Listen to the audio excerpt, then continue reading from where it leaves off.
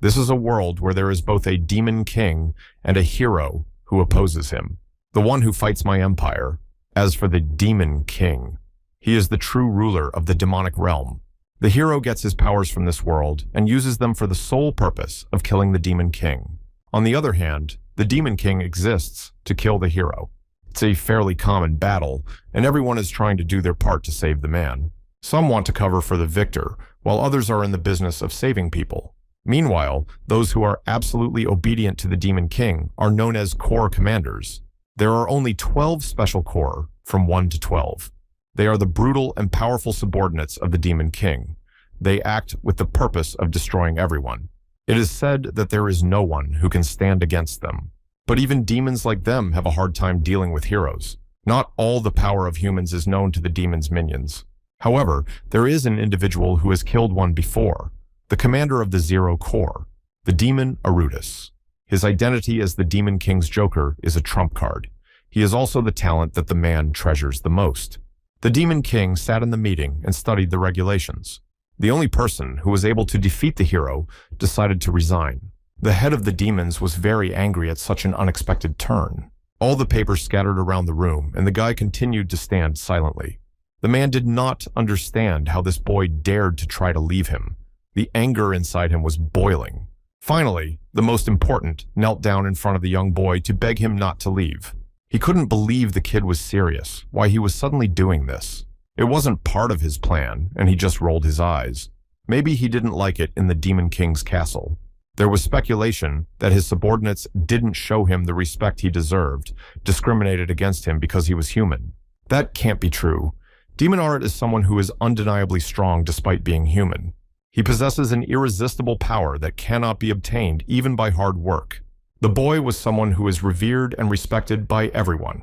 He is the strongest card a demon has in his hand. But would anyone have the courage to mess with him? Thus, he reported that his subordinates had done nothing wrong. Then, what was the reason? From his facial expression, the man couldn't understand what he was thinking. Could it be that if he didn't give a reason for leaving, he would just be taken and killed? The head of the devils erupted with anger. How could this boy assume such a thing? Why would he say such a thing when he knew how much he was cherished? After all, he just wanted to know why this was happening. Maybe it was because he hadn't been sent abroad lately, or his whole body was itching to fight. In the end, he just wanted the ringleader to calm down so he could explain everything. His mouth was bleeding again, but he only apologized for staining the floor. The man couldn't take it anymore and yelled for the Zero Corps commander's personal doctor to be called. He was really angry when they couldn't find a doctor, but the one arrived in a flash when he heard about the illness. The treatment was immediately started. The demon couldn't wait to find out how his ward was doing.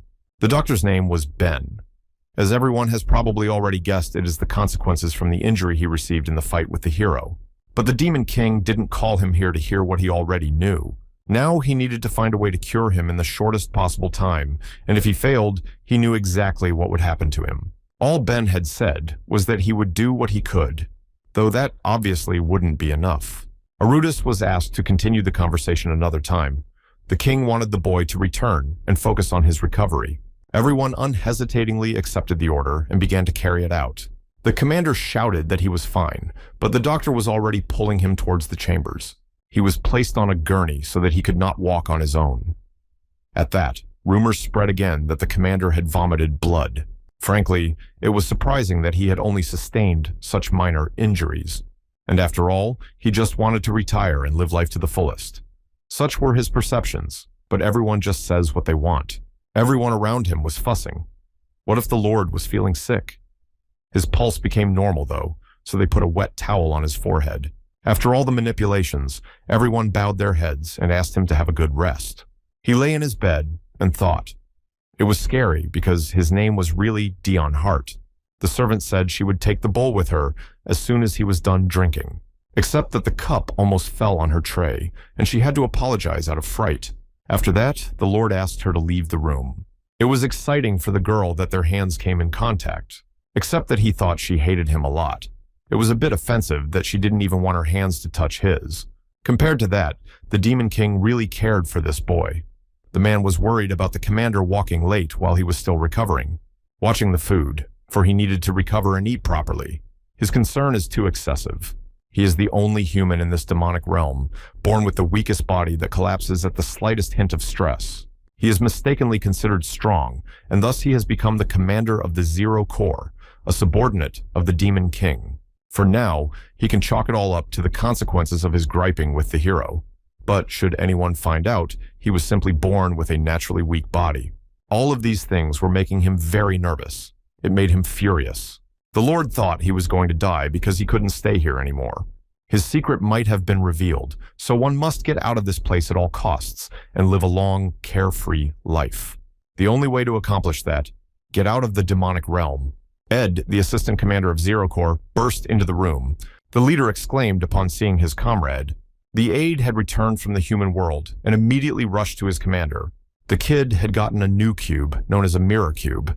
It was one of the few demons the Lord could feel comfortable around.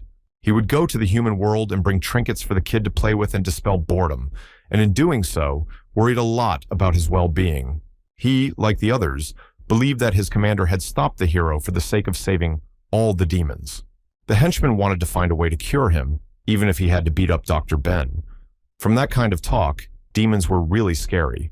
After that, he asked his lord to rest properly, to which the latter willingly agreed.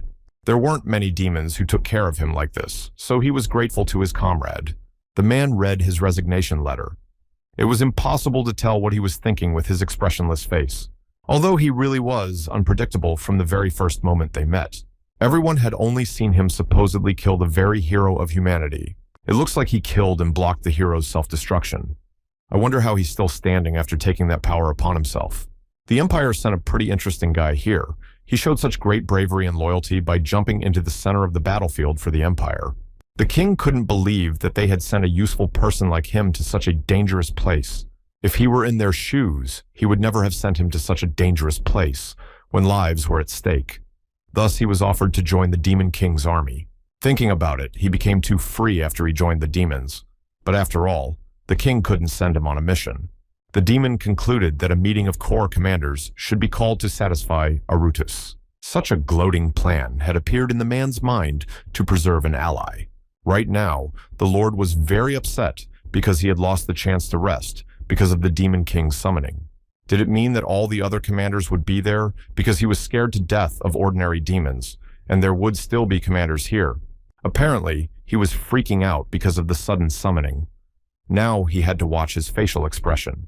It's best not to mess with them. After all, he wouldn't win if there was any fighting.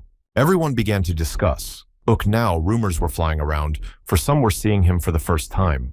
And some were praising the fact that he was there when he killed the hero, then when the Demon King asked him who he was. And the one supposedly nonchalantly replied that he was the demon Arutus. It was the most sinister name the demon girl had ever heard, and after such a story, she would not be able to forget it. But the Zero Corps commander interrupted them and told them how he had actually introduced himself. They decided to be careful because it seemed that the Lord was in a bad mood. As if he could kill these demons in this fight, he would definitely lose, for he is weak to 100%. Why does it feel like there are more misunderstandings as time goes on, but on the other hand, thanks to that, no one messes with him? If he gets caught, he would immediately die, so he couldn't let anyone know about his secret. He had to act confident, had to act in a way that didn't show fear in front of anyone. All that was left was to get past the guards. The two demons were immediately frightened as soon as they heard that the Zero Corps commander had arrived. With full confidence, he introduced himself and asked them to open the door for him. After that, the Dark King immediately talked about the important thing that the Zero Corps commander had joined them. The swanky plan, according to the king himself, had come true, although the atmosphere in this room was incandescent. Jaikar, the commander of the First Corps, said that Arut should sit next to the Demon King. Asild was the commander of the Third Corps. He was the one who made the kid seem weak, and he couldn't believe that he was that strong. The two were discussing the reasons why their colleague was late. Adelia was the commander of the Fourth Corps, and Velatin of the Sixth. Ririnel was angry at the muscle group for showing disrespect for Arutus's appearance. She was the commander of the 11th Corps. It was incomprehensible why so many corps commanders were gathered here. It was so scary that he wanted to go back to his room. The Demon King immediately asked about his well-being, and asked him not to worry about being late, because it wasn't on purpose. Although he was late simply because he didn't want to come, and the waiter already wanted to pour him a drink. The soy rabbit was getting shafted by the fact that his glass was filling up. When there are meetings in the demonic realm, you can drink expensive alcohol as much as you want. That was the only reason he was here. Except it wasn't alcohol, it was just grape juice. Everyone was watching their colleague closely to get the gist of his behavior. After all, the meeting was only in honor of this young boy. The flavor of this drink was quite strange, though it was similar to alcohol. Perhaps this was how he was being discriminated against, or care for his health, which was done by the Demon King's personal order because of such a strong love for alcohol. The Lord really didn't understand why only he was treated this way. Was he really trying to save money on alcohol because he discovered how useless it was? This made his heart beat more frequently. Suddenly, they were all gathered here just to kill him. The demon asked to hear him out before getting angry, because he was the reason he had called this meeting. There was an order for the commander of the 6th Corps to share the details of the document he had provided. Although the 12th Corps was still defending the village, their numbers had increased, so they could no longer handle the heroes. They evacuated the remaining residents to a large walled city. However, they don't know when there will be an ambush there, so they need more reinforcements to hunt down the demonic monsters. He wondered why the commander of the 12th Corps was missing. Maybe he was killed. They made such a fuss, although the Lord himself could understand their surprise.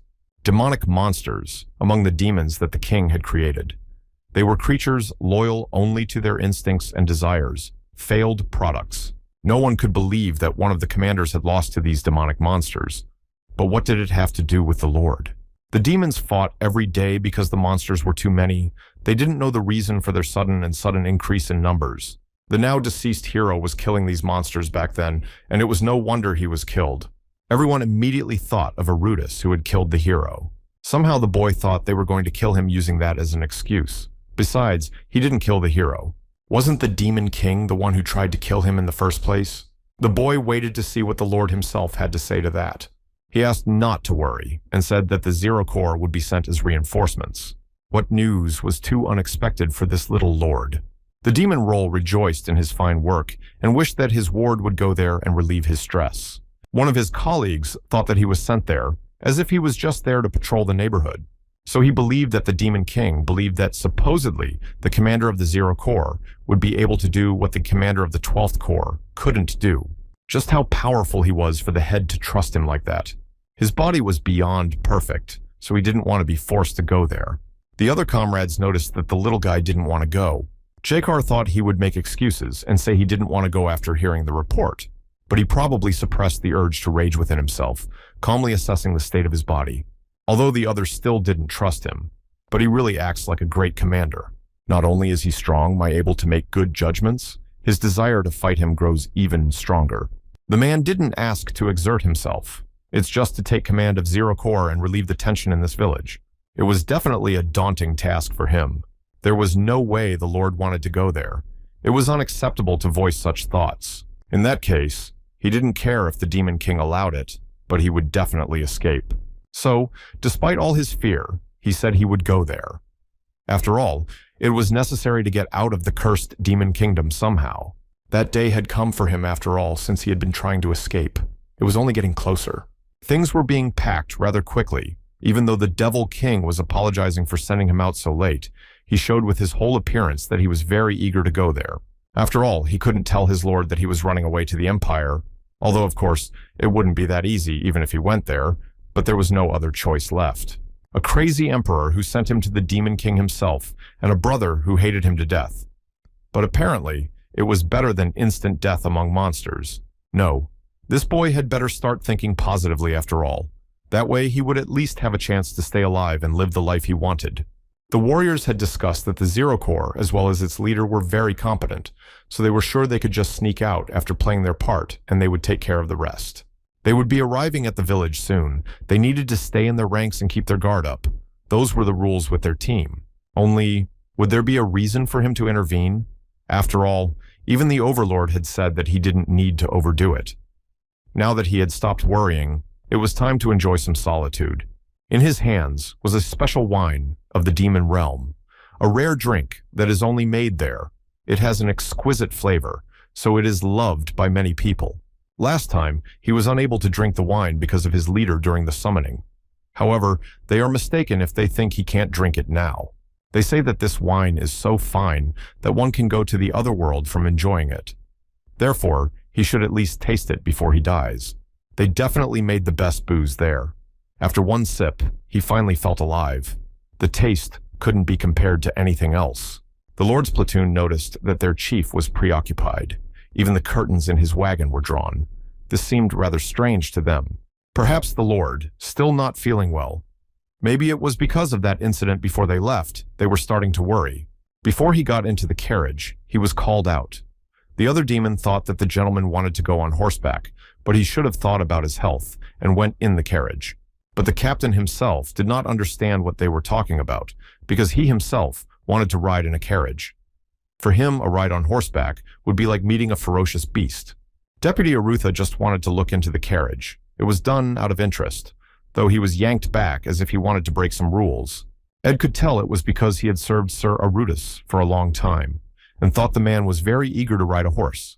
Since he regularly suppressed many of his desires, the aide wanted to tell him that he should do what he wanted. But the king's orders were also for the welfare of his superior. One of the warriors shouted to the lieutenant that a village was already visible ahead. They reached their destination rather quickly, except that the entire village was already ablaze with fire. By the time they reached it, there would be no trace of it, not only of the inhabitants, but also of the buildings themselves. The poor people of the village were lying breathless on the ground. It was horrible to look at. Many demonic monsters had already scoured the area and left. But the assistant was sure that they couldn't escape far. Therefore, they should have gone in pursuit of them now. He gave the order to the servants. Only all sorts of monsters were already on their way. Not only were they dangerous in their own right, they were holding makeshift weapons in their hands. They were already waiting for them at the entrance. Everyone needed to prepare for battle. The danger had caught up with them as soon as they arrived, so they had to act quickly. Arut's aide shouted to everyone to fight for him, because everything depended on the ordinary warriors. Even though they had arrived with the supposedly strongest, there was no help to be expected from him. Everyone rushed to attack their enemies. No one knew how this battle would end, but everyone was ready to give their lives for victory. Everyone used the weapons that belonged to them. They were trained and had the skills to be good fighters. The entire battle took place in a fire situation. Everyone was in different locations, and the smoke prevented them from seeing the danger in front of them. The lieutenant noticed something was amiss. Their army was quite strong, but they couldn't completely exterminate all the monsters. Still, there was no end in sight to their opponents. Ed himself was a desperate man who never gave up. Battles were an integral part of his life. He was shouted at for danger. He seemed to have let his guard down because the most enormous monster was already looming over him. It was worth it to be careful. In the castle at this time, another meeting was taking place. His Majesty was being asked if only a 0 corps would be enough in the battle against the demonic monsters. Since their numbers were quite high, shouldn't they have sent reinforcements? Jakar didn't want them to lose even more civilians, except that the leader himself guaranteed that everything was fine, because to him, the 0 corps was very strong. Only in reality, things weren't so rosy. Besides, even if they were to face real danger, they had a real winner. That was exactly what the most important demon thought. Only no one wanted to remember that he was the most ordinary person who hadn't even undergone their special training. But staying on the sidelines was impossible. Out of his hiding place came their commander. Of course, Ed was scared, but also grateful for his rescue. There was no way they could just stand in one place. The deputy exclaimed because he was scared. He still had to make sure his favorite supervisor was okay. He wanted to thank him and was about to ask for help.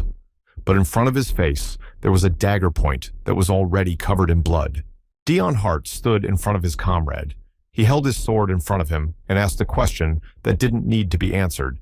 Apparently, they were now enemies. Thoughts arose that it might have been because of Sir Arutus's addiction to alcohol. It looked like he was really drunk right now. Is that where he got the bottle from? In another moment, he turned around and considered that meant his enemy was behind him. Only under the influence of alcohol he was not thinking clearly, and realized only now how bad it was. Huge flashes flashed between the man and his enemy. This monster was large enough to fight him alone. All that was left was to hope for rescue.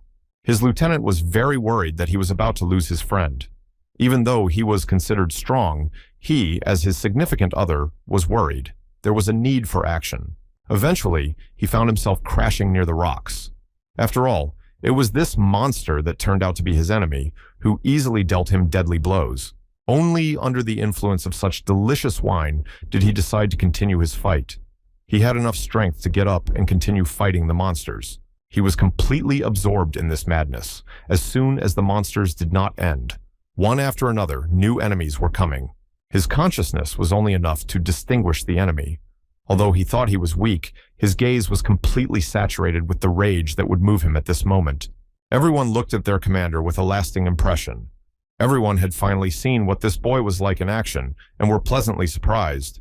His goal was to not leave a single intact corpse. Even if the enemy seemed dead, one could not stop striking. There was a lot of anger lurking in this character. He continued to kill his enemies with greed.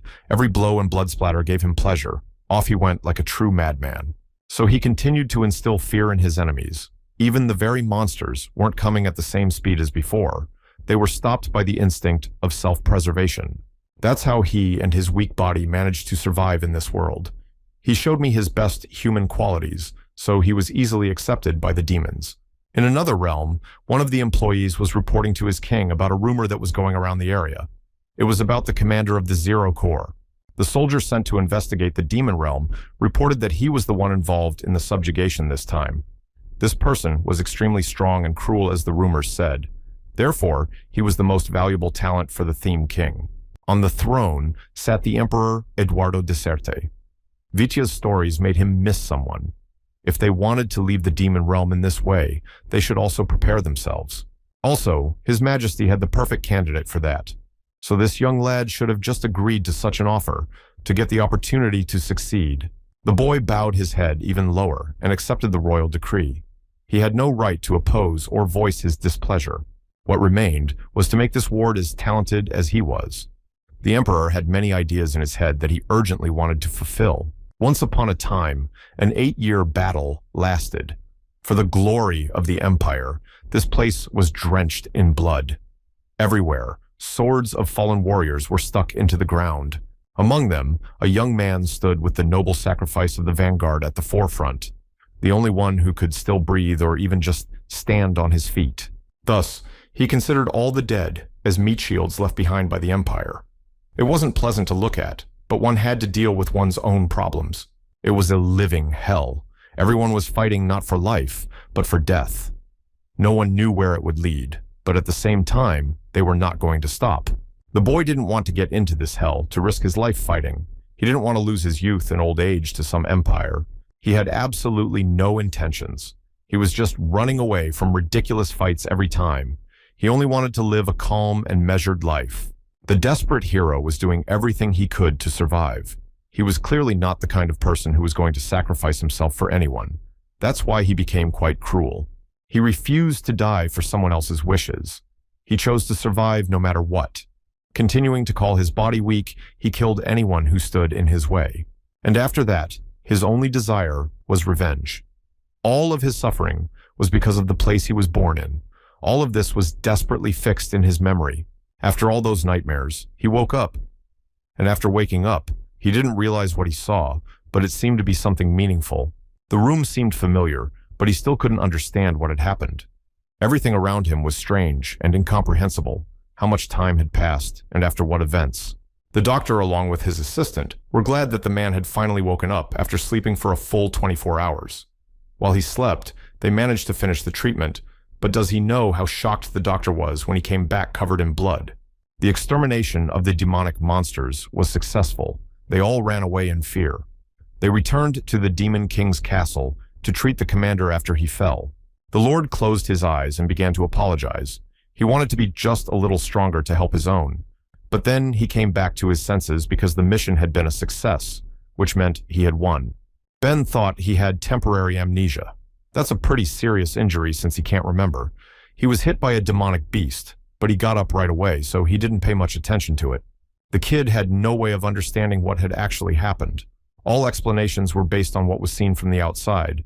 Only his feelings he did not remember. Fear came in a huge wave. Memories one after another popped into his head. It could only mean one thing. He'd gotten drunk and made a mess of things. In fact, he had drunk too much, so he had passed out. And it wasn't because of the injury. He had probably fought too hard. He shouldn't have fooled around when he was drunk. The doctor heard that his corps had completed their mission without a single casualty. There were so many monsters that it seemed unbelievable. The young man tried to say he did nothing, but he was only called humble. But he believed that he had seriously done nothing, and everything was taken care of by the warriors from the corps. Sir apologized to his comrade Ed for interfering and being a total liability. It wasn't like that at all. The aide thought that Arudis was brilliant, and that he would defeat the numbered monsters at the front and was a role model as a commander.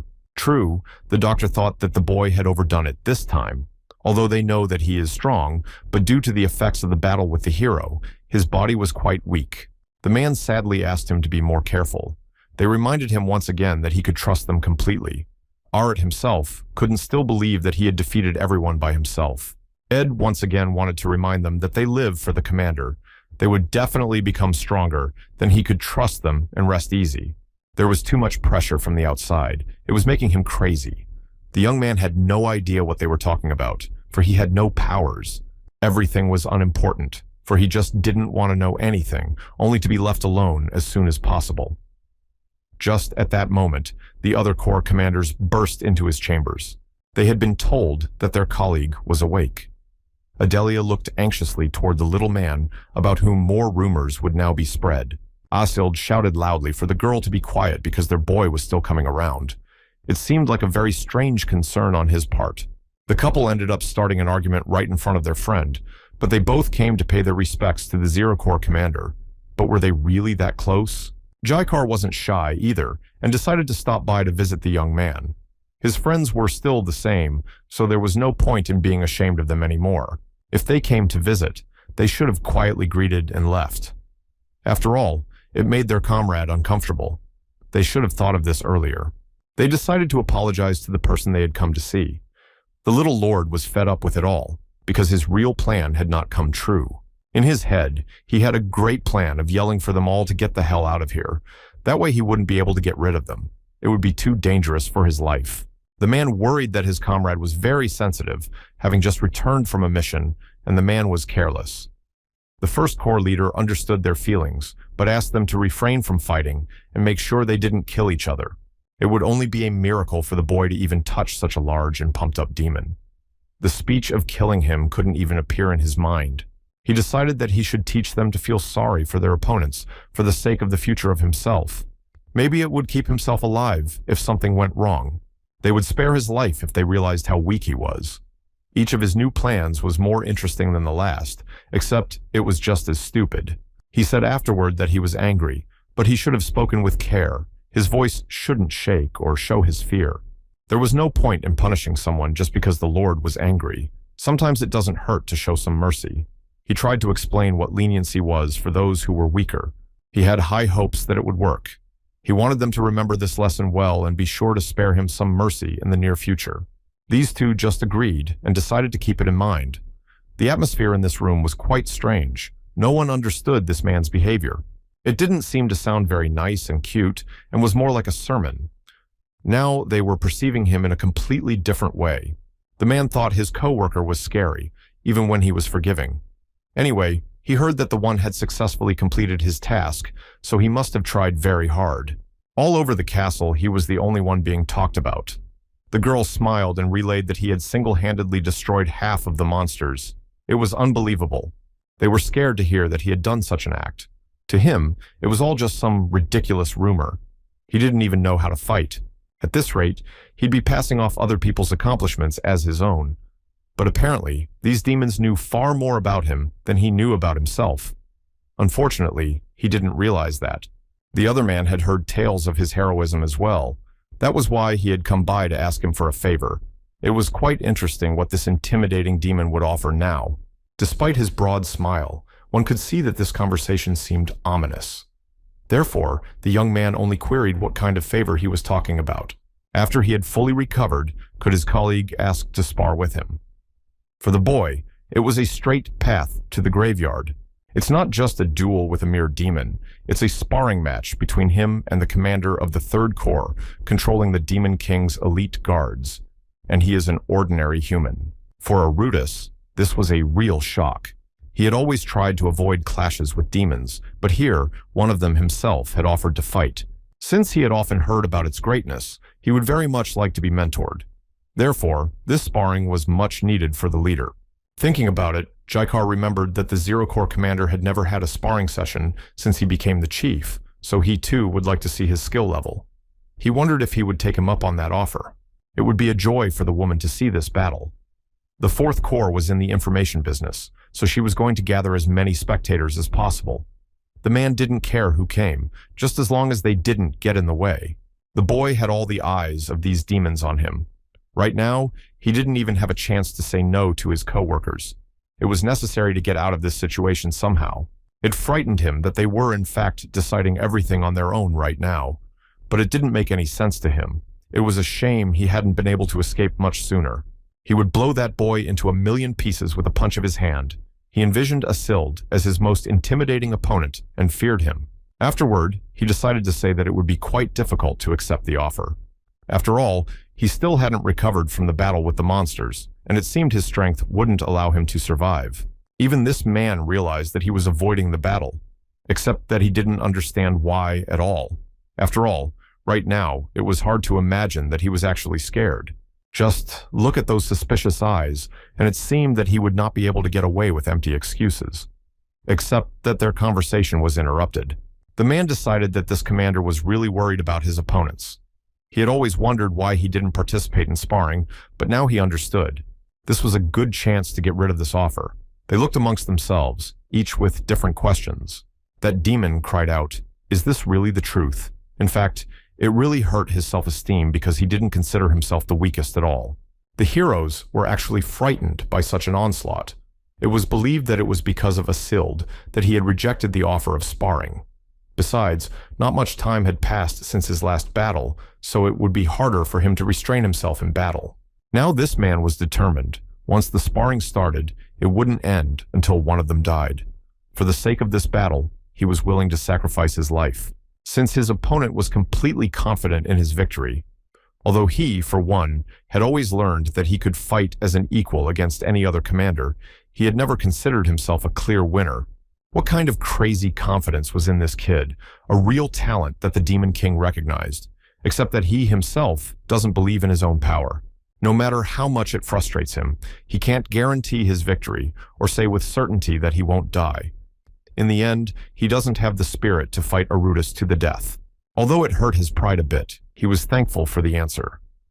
With special respect, he bowed low as he spoke words of forgiveness. In the end, he surrendered like that.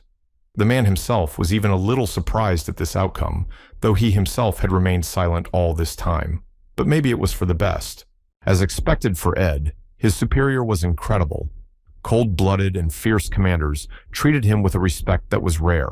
He didn't understand why things happened this way, but he didn't think it was that simple. There was clearly some hidden meaning here that would have to be dealt with later. The demon hadn't completely given up yet. When he had built up enough strength and confidence to know he wouldn't die, he would ask to spar again. His gaze was full of determination. The boy whimpered and wished that his enemy would finally give up already. All these games had already tortured him enough, though he just wished he could live a quiet and measured life. Ever since Asild had made his promise to Sir Arthur, he had felt a strong inspiration. Such a man clearly lacked adventure in his life. The poor boy couldn't stop his opponent, and he was already running to train so that he could get a chance to fight his opponent as soon as possible. Everyone just stared at the departing comrade. Yes, he left too quickly with the phantom hope of a fight to come. No one saw him again.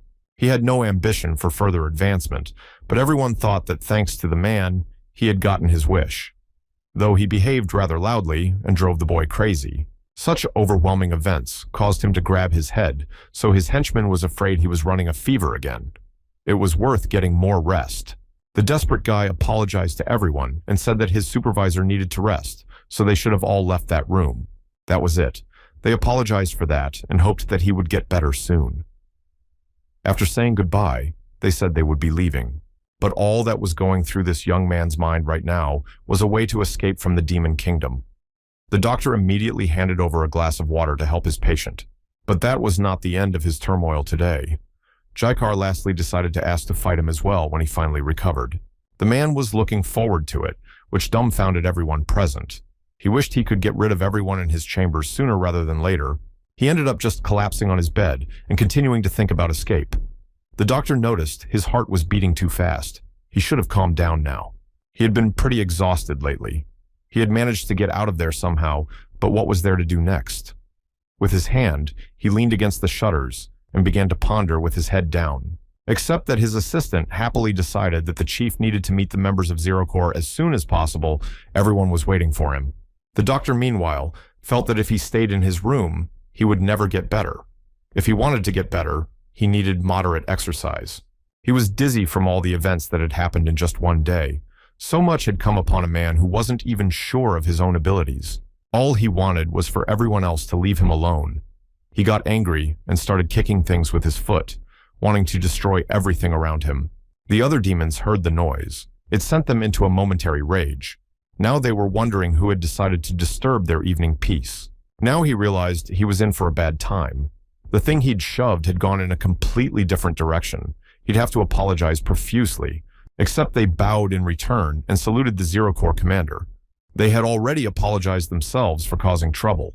They wanted to teach this guy who was blocking their path, being only a lesser incubus, a lesson. They would take care of it and try not to get in anyone's way. The Lord had heard that incubi are the lowest rank in the demon realm, so that meant they were clutching and bullying the poor young man. He looked all innocent and scared. The demons were a bit frightened by the sight of their boss and decided that they had better just leave. It was obvious from the look on his face that he wasn't in the best of moods right now. It was a good thing for him that these monsters had fled on their own, although he had no idea why. What remained to be decided was what to do with this child. This was the first time he had ever looked at a demon weaker than him. Now was a good time to think about his safety. For now, one of the problems had evaporated. The other was already standing in front of him and needed to be quiet. The kid was startled by that look. He had heard that normally the commander was quiet, but when in anger was known to be more violent than any other. He was sure that his presence had disturbed Arutus. This time the child had definitely decided that he might die, except that the leader himself decided to offer his hand and asked if he could help the boy up from the floor.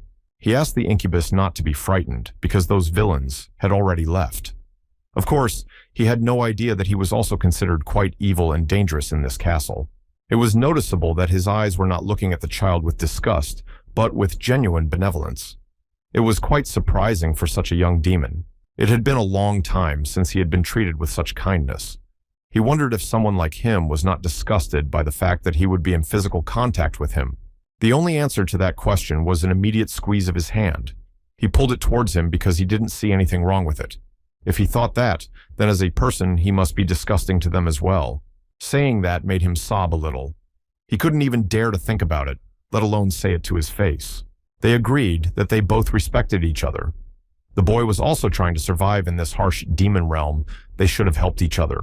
He was so happy now because he had never been treated with such kindness, so he tried to thank as much as he could. It would be with great pleasure that he would repay him, and for that he would need some free time. Gratitude would not be long in coming. It was only worth it to agree. This frightened the man himself a little. For him, there was a feeling that he had gotten involved in something very unnecessary. Perhaps this, his gut feeling, would prove to be correct. At this time, the king of this kingdom came into his room.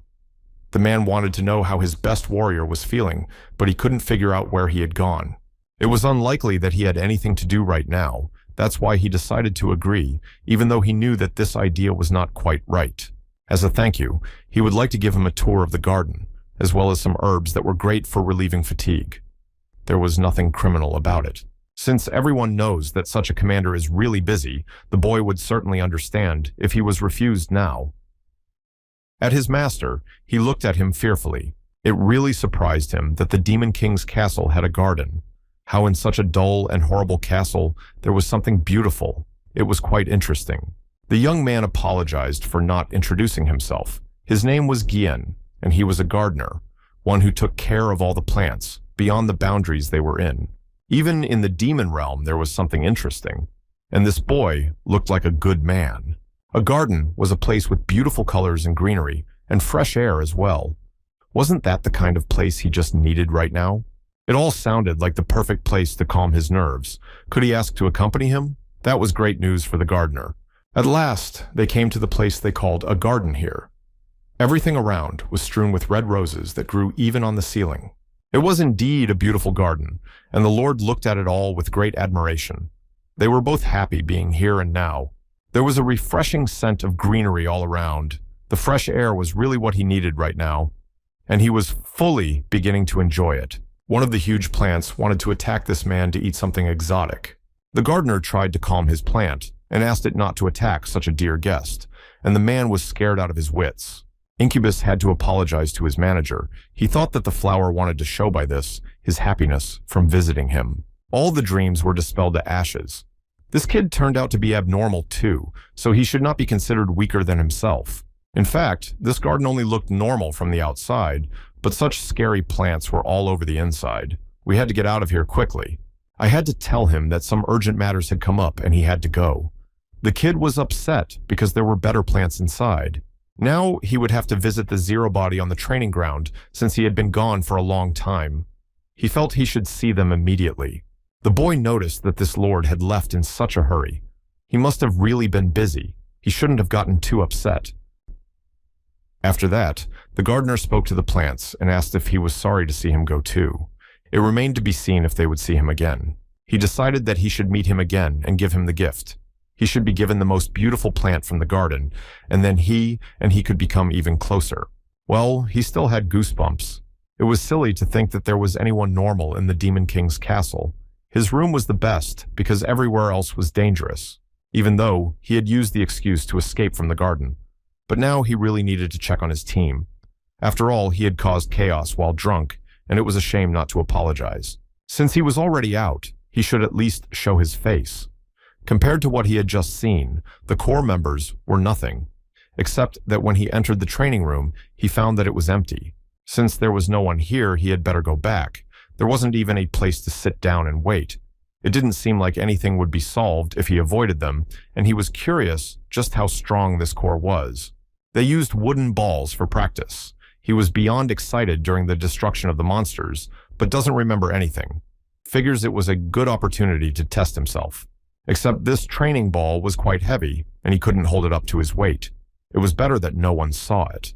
Even on the battlefield, he could barely lift a wooden sword, let alone an iron sword. Thus, he should just use his dagger and not show off. In a most unexpected moment, his team came into this hall. They were also astonished to see their commander. He had hoped they hadn't seen him, except that to them, he looked like a real hero. None of them now even doubted that this man was really strong and could defeat Love. In the end, the whole team with glee started asking how the man was feeling. He hadn't checked in for a long time, and they were starting to worry, but now they just took a break. They also remembered that in the last fight, their leader was awesome. I had to calm them down and tell them to relax, so they yelled.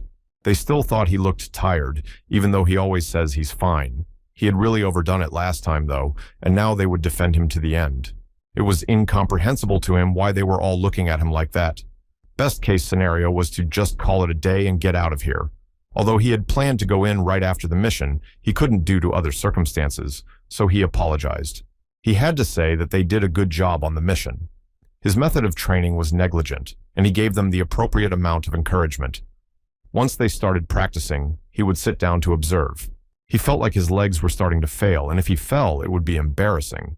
But in fact, one of those standing around had decided that this guy should die today. Except that in order not to burn with shame, he was able to dodge this attack and stand up. This really startled the attacker, and he immediately started asking questions. That is, it only now came to him that this was a real attack. This was dangerous for him. He should have run away from here. From the intense fear, he didn't notice how he got his elbow right in the face of his enemy.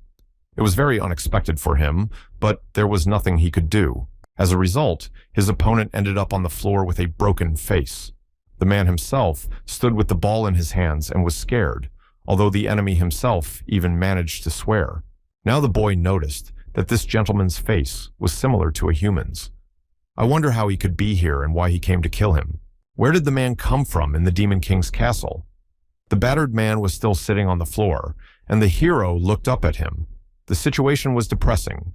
The warriors decided that if even their commander didn't know him, it must be an intruder.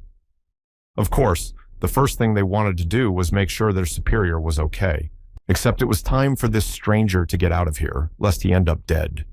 But would he have time to do so under the circumstances? To his dismay, the Lord had already taken the ball to the top. It looked like he was caught up now, a heavy punishment, and death was closer than he himself had realized. Leaving such an uninvited guest here was quite dangerous. It was necessary to stun him further to find out where he came from. Then they could have been followed. The young man's wrist was sore after holding the heavy weapon. This incident was reported to His Majesty, and he asked that the man be locked up. Everyone stood puzzled, but agreed to the order. After this incident, the young youth decided to leave this training hall. Today, nothing good happened to him. The demons felt that their leader was disappointed in them. They are sure that they allowed the intruder to enter the training ground, but he was the one who caught the culprit. One of them noticed that all of the Lord's movements were so fast and smooth, even though he wasn't ready for this fight. Sir Arut, who seemed to be leisurely strolling, dodged the assassination attempt with unimaginable speed and even struck back. How could an ordinary warrior do such a thing? Plus, he caught the intruder as he tried to escape and instantly ended the entire situation. This was no mere luck for them. The Zero Corps commander's authority was so great that his presence overshadowed all the other corps members. This could not be doubted now. This fighter had trained hard to be recognized, but his commander's skills are beyond his expectations. They weren't even worthy of being his toes. There was no time to waste, and now they would all start their training together to get even a little closer to the best results. Everyone agreed. They would train until they were useful to their master. Therefore, all of their training would be without rest, starting today. Although the boy himself decided that he had overdone something when he lifted the wooden sword. Now his wrist was very sore. He didn't even think about what his actions were leading to. Well, now that he had all the annoying errands done for the day, he could go rest in his room. That was the best decision he had made. He ended up getting a very good night's sleep. Perhaps the sun was still just rising and he couldn't open his eyes, so he asked what time it was. By now, the head of this castle himself was already sitting in his room. He believed that his favorite student was very tired because he slept like a dead man. It seemed to the boy that he was sleeping now, but it was not a dream at all. What had the leader of all the demons of this realm forgotten in this place? The man apologized for bothering right after waking up, but wouldn't God his boy take a little time? He couldn't wait to discuss everything. What was the matter? It wasn't like there hadn't been a problem lately. He didn't care, though. He generally didn't want to hear anything, but since his king had come himself, maybe it was urgent. Then he remembered that he had caught an intruder yesterday. Maybe that was it, he exclaimed immediately. Except why come so early in the morning because of that? He definitely had the right idea. Then why not walk along with his emperor to begin with? He definitely had something to show. They were going down to the dungeon. The criminal should be locked up here, so why did he bring him here? Is it possible that the stranger said you strange things about him?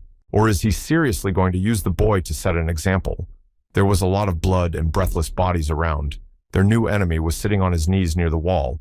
This man had suffered many injuries. His face was swollen with abrasions and blood was all over his body and clothes, but he still continued to stare viciously. Arudis was greatly frightened by such a mess. What had happened here in just one night? It was quite unpleasant to look at it all. The leader grabbed the stranger by the hair and ordered him to look at him. He asked if this man looked familiar to the Lord. What did he mean by that? The incredible power he possesses is capable of eliminating demons. Even though he is a human, there was a noticeable, ever-increasing strength. When talking about the Demon King, a character facing death during a battle with the leader must choose between two possibilities. The first is to self-destruct, causing massive damage to his nearby opponent. The second is to sacrifice his life to spread his power across the continent, creating hero shards. Most heroes choose the second option in fear of their powers disappearing. The Empire has been spinning those who carry these fragments. Unofficially, all people who possessed fragments were called heroes. But officially, only those who proved themselves worthy through exceptional accomplishments were dubbed hero and given glory that could not be measured. Well, this was done to use them at will. But it wasn't even ridiculous to send heroes to the demon world. But for the king himself, it was already calling him a hero candidate than a hero himself, or better yet, a remnant. It gave him a sense of satisfaction. And he was right. If it was officially recognized by the Empire, the savior wouldn't be so weak, but he was still considered a hero. It was wasteful to consider him a bargaining chip. They couldn't send out hero candidates without an obvious reason. What on earth were you thinking, Emperor, at that moment? It seems a new war was brewing. The little lord decided to address His Majesty, and immediately turned his attention to him and asked him what was troubling him. He was willing to do anything for him. With special respect, he asked to be allowed to speak to the man face to face. That way, he could elicit more useful information for himself. Without much conversation, the leader said he would wait at the entrance, and the man promised to be brief, so as not to linger here long. There was no message. His purpose was just this man, but what was the real reason? What was he even thinking, finding himself among so many demons? The stranger had called the young man by his real name while saying that he was a traitor. He seemed to know a lot more about him. He said that he had earned the emperor's trust and became a hero of the empire, but still betrayed the empire and defected to the side of the demon kingdom. The one laughed, and never in his life would have thought that he would deliver messages in such a way. To the one who arrived, this reaction was rather incomprehensible. He was still amused and asked if he was a bargaining chip.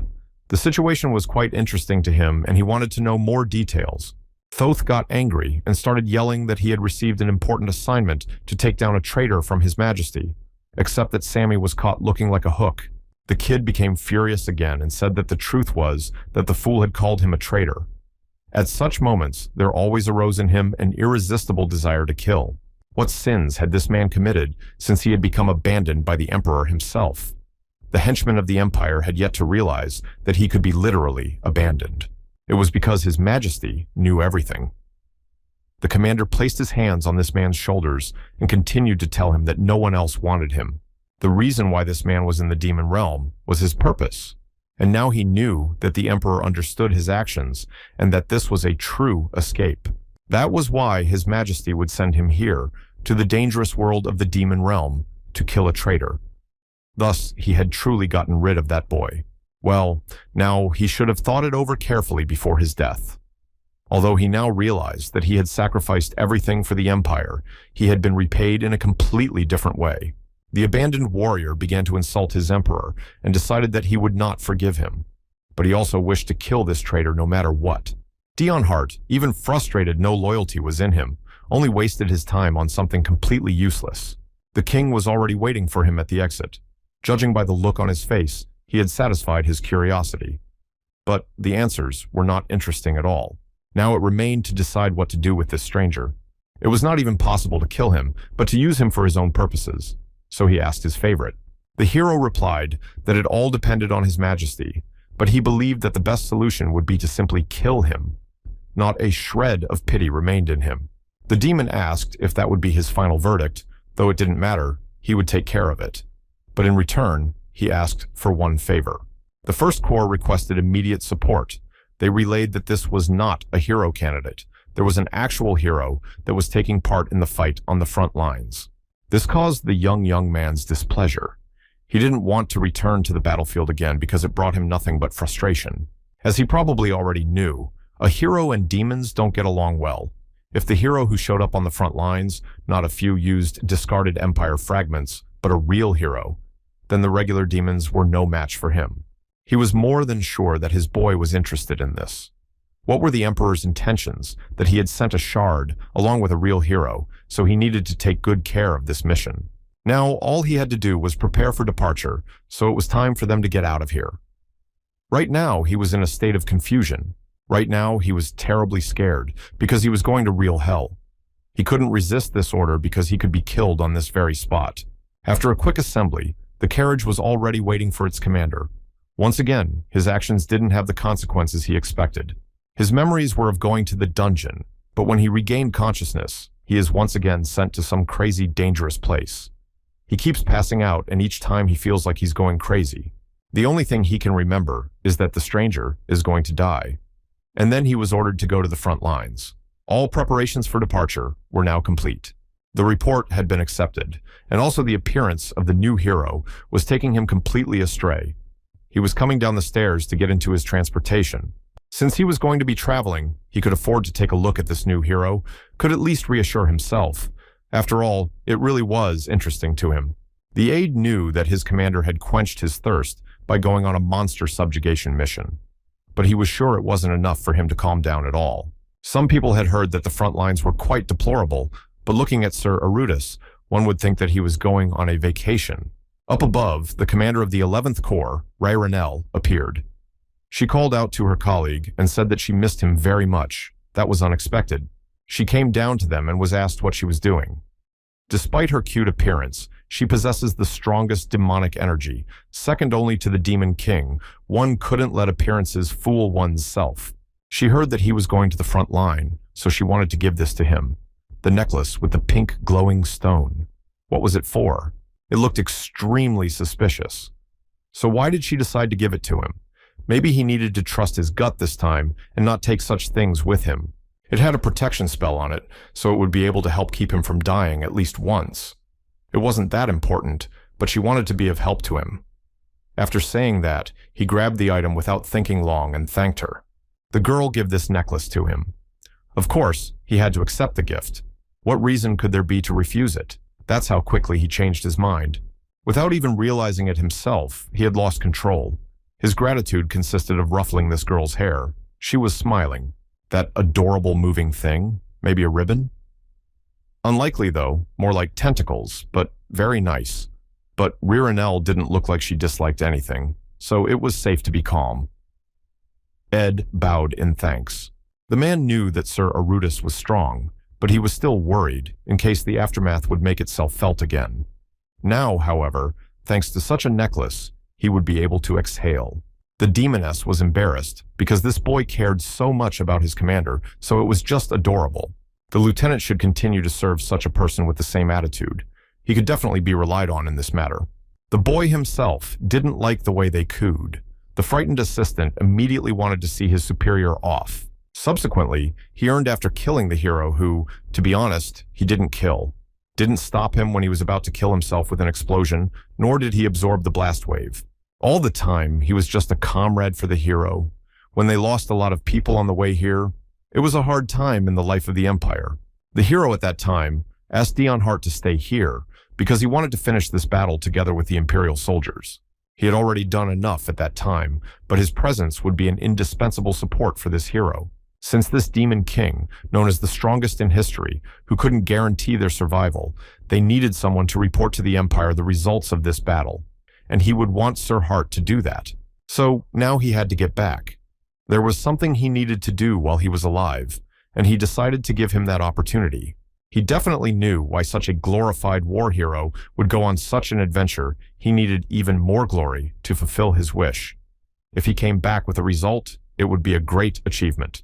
Anyway, since even his achievement in the war wasn't enough, and he needs to participate in this task, just what did he ask the Emperor for then? Even to the lack of response, he said it was fine and would listen when he returned. The hero believed that he would definitely succeed and stay alive. While waiting, he kept turning his head around, the same thoughts. He wanted to find out, but he couldn't even move his legs. Was it fear of guilt, or just plain embarrassment? The judgment of his comrades in clearing a path to the Demon King, but when he was asked to stay first, what came to his mind was relief. Yes, he decided, he owed it to the survivors to at least see the results of the fight. If they won, he would bring them back, but if they lost, it should be reported. Everything should be fine if he watched from afar. Except when he looked out from behind the bushes, he saw the worst of it. Things were clearly coming to an end, but not the end that these heroes wanted. In front of the hero stood a gang of demons with their leader. Sure, he was quite strong, but the number of his enemies was too huge. Then the Demon King asked him to say his last words before he killed him. The man was quite confident and wanted to win in this fight. Except the kid wasn't going to give up and decided to use what was given to him as a hero. At that moment, a bright flash of light erupted from his chest. It was a true self-destruction. The bright light blinded the eyes of everyone around him. This was how it ended. Now he had to report it to the Empire. Only behind him was already a huge monster. He asked, who was here without his permission? This person he thought was a small bug that had been hiding here all this time, and now he was going to destroy him. It didn't take the monster long to attack the kid. The blow with his huge hand was very strong and caused an incredible flash of light that rose high into the sky. Only he failed to hit the man. The boy bounced off just in time and was angry that he was now being picked on by this monster. How was it even possible to swing a sword without warning? In his opinion, this was not how fights were supposed to start. At this rate, he wouldn't be able to escape, so he needed to exhaust his opponent somehow. He had to come up with a plan in a matter of seconds. How to attack the huge monster had yet to be figured out. The warrior was agile enough to leap past it, only it needed even more speed to do so. This way, he would be able to confuse his opponent by slipping past its blows. Such actions could cause the enemy to fall on the spot. The monster himself was angry that some small boy was leading him around. He was already high in the sky to plunge his dagger into this demon. He was able to do so, but the strike wasn't too deep, so it was extremely hard to get hurt by it. It was worth coming up with something better. Of course, he knew it would be too hard to pierce his skin with that much force.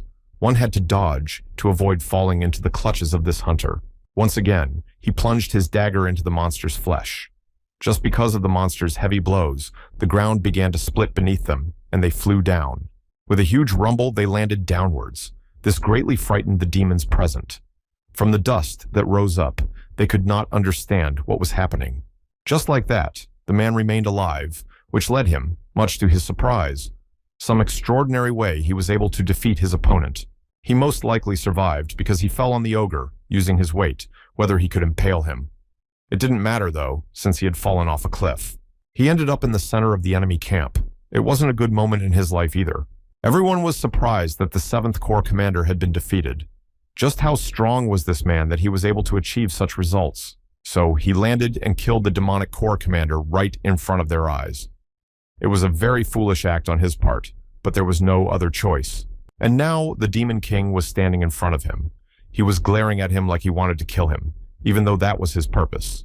Here was their hero himself, who asked what his comrade was doing here. He should have known beforehand that he would use self-destruct, so why had he come? He had to apologize because he wanted to do his duty, although the heroes truly hoped that at least he would survive this fight. After that, he stopped the self-destruct. Apparently, he wanted to say goodbye to his friend. Contrary to what he is known to the rest of the world, he is unimaginably kind and loyal. If only he could be the next hero. Guy asked the universe for his final request, that this man survive. Next to him, he started to self-destruct and asked to give this kid at least one fragment of himself. That's why the huge flash hit him as well. This light could only mean that the hero was trying to transfer his powers to him, for it was different from self-destruction. The flash struck even the Demon King. Next, one could see how the dead body ended up in the hands of this man, who remained alive after everything. It was at this moment that he was considered strong. The hero should have known it was impossible to transfer the strength of a hero just by wishing for it. He couldn't believe that the man had stopped his self-destruction just to transfer his powers to him. He wondered for a second, but there was absolutely no change in his body. Even now, he was still weak. This made him feel sad. Just because of that, the demons thought that the man had killed the hero, that is, stopped him from self-destructing and killed him. To them, it was amazing. You'd think he was in terrible agony if he got hit by a hero with no chance of him being okay. He was vomiting blood again. Perhaps it was from the shock of falling off the cliff. But it didn't matter now. He wouldn't be able to get through all those demons. It seemed to be the end, even though he had fought so hard to survive. His Majesty wondered how an ordinary boy could laugh in such a situation. He asked what was the name of this stranger who was able to kill both a demon and even a hero. He had no idea what this man's intentions were, but it was in his best interest to tease him. After that, he introduced himself. That pleased the king, and he asked if the man had ever thought about joining the demon army. At this point, he thought about it, to create a distraction and try to escape when the opportunity arose. In the end, he responded by agreeing to join the army. Only internally, he himself didn't realize what he had just done if a second ago he was trying to escape from here alive. They needed to make it clear beforehand that there was no need to worry about objections from humans or demons. It was strange to see such an enemy being good-natured. After witnessing what had happened, they wouldn't even dare to think of a confrontation now. After all, he had killed both the demon and his hero at once. He was only trying to survive, but he never thought it would happen this way. It started that day. Everyone in the Demon King's castles, including the king himself, thought he was amazingly strong. They should slow down, after all. They had gone so far that he was now deathly afraid of the future. At this time, the aide informed his leader that they had arrived at their destination. It was the border between the human world and the demon dimension, transmitting where the incessant battle between the two was taking place. He had arrived at exactly such a place where Jakar was waiting for him. Judging from his condition, things were going pretty badly here. He should have turned him down right on the spot, but he figured he would die immediately, so there was nothing he could do about it. He had no choice in the matter from the start. Jakar thought so, but as expected, his expression softened after they left the castle. Now he was sure the man was looking forward to the battle. The man apologized and promised not to disappoint him. At the moment, there is a lull period, and they don't know when the battles will resume, so he can prepare in advance. As soon as the Imperial troops begin to act, the leaders would want the Zero Corps commander to join the battle as well. This frightened the boy even more. At the Imperial barracks, they reported the arrival of the Zero Corps commander. According to their scout, thanks to the news, the Demon King soldiers were now in high spirits from yesterday. It was a headache for the Empire because a famous bastard had come here. That was why their superior had stopped this conversation. Lord Ziracor, the trump card of the demons. His presence is surprised by many people. In terms of strength, he surpasses even the commander of the First Corps, although the latter should be the strongest among the 12. It was unclear what they should do now. If this was true, they couldn't guarantee their victory now. This irritated their warlords. The solution was to send an assassin, although one of the soldiers decided that they wouldn't stand a chance anyway because that one wouldn't succeed. Unfortunately, the Empire still thought the Zero Corps commander was just a rumor because no one was able to confirm the truth. Perhaps it was an illusion created by the king to boost morale. This man was a hero of the people whose name was Cruel. If they could uncover the truth with just one assassin, it would be a great achievement. Right now, getting information was the priority. The Lord's aide was preparing him for battle by rewinding his arms. For Arudis, these events were a heavy burden. Would he seriously need to participate in the battle, although he was worried about the pressure and possible outcome, but he never worried about the status of a commander. But right now, the Lord was really puzzled by the position he held.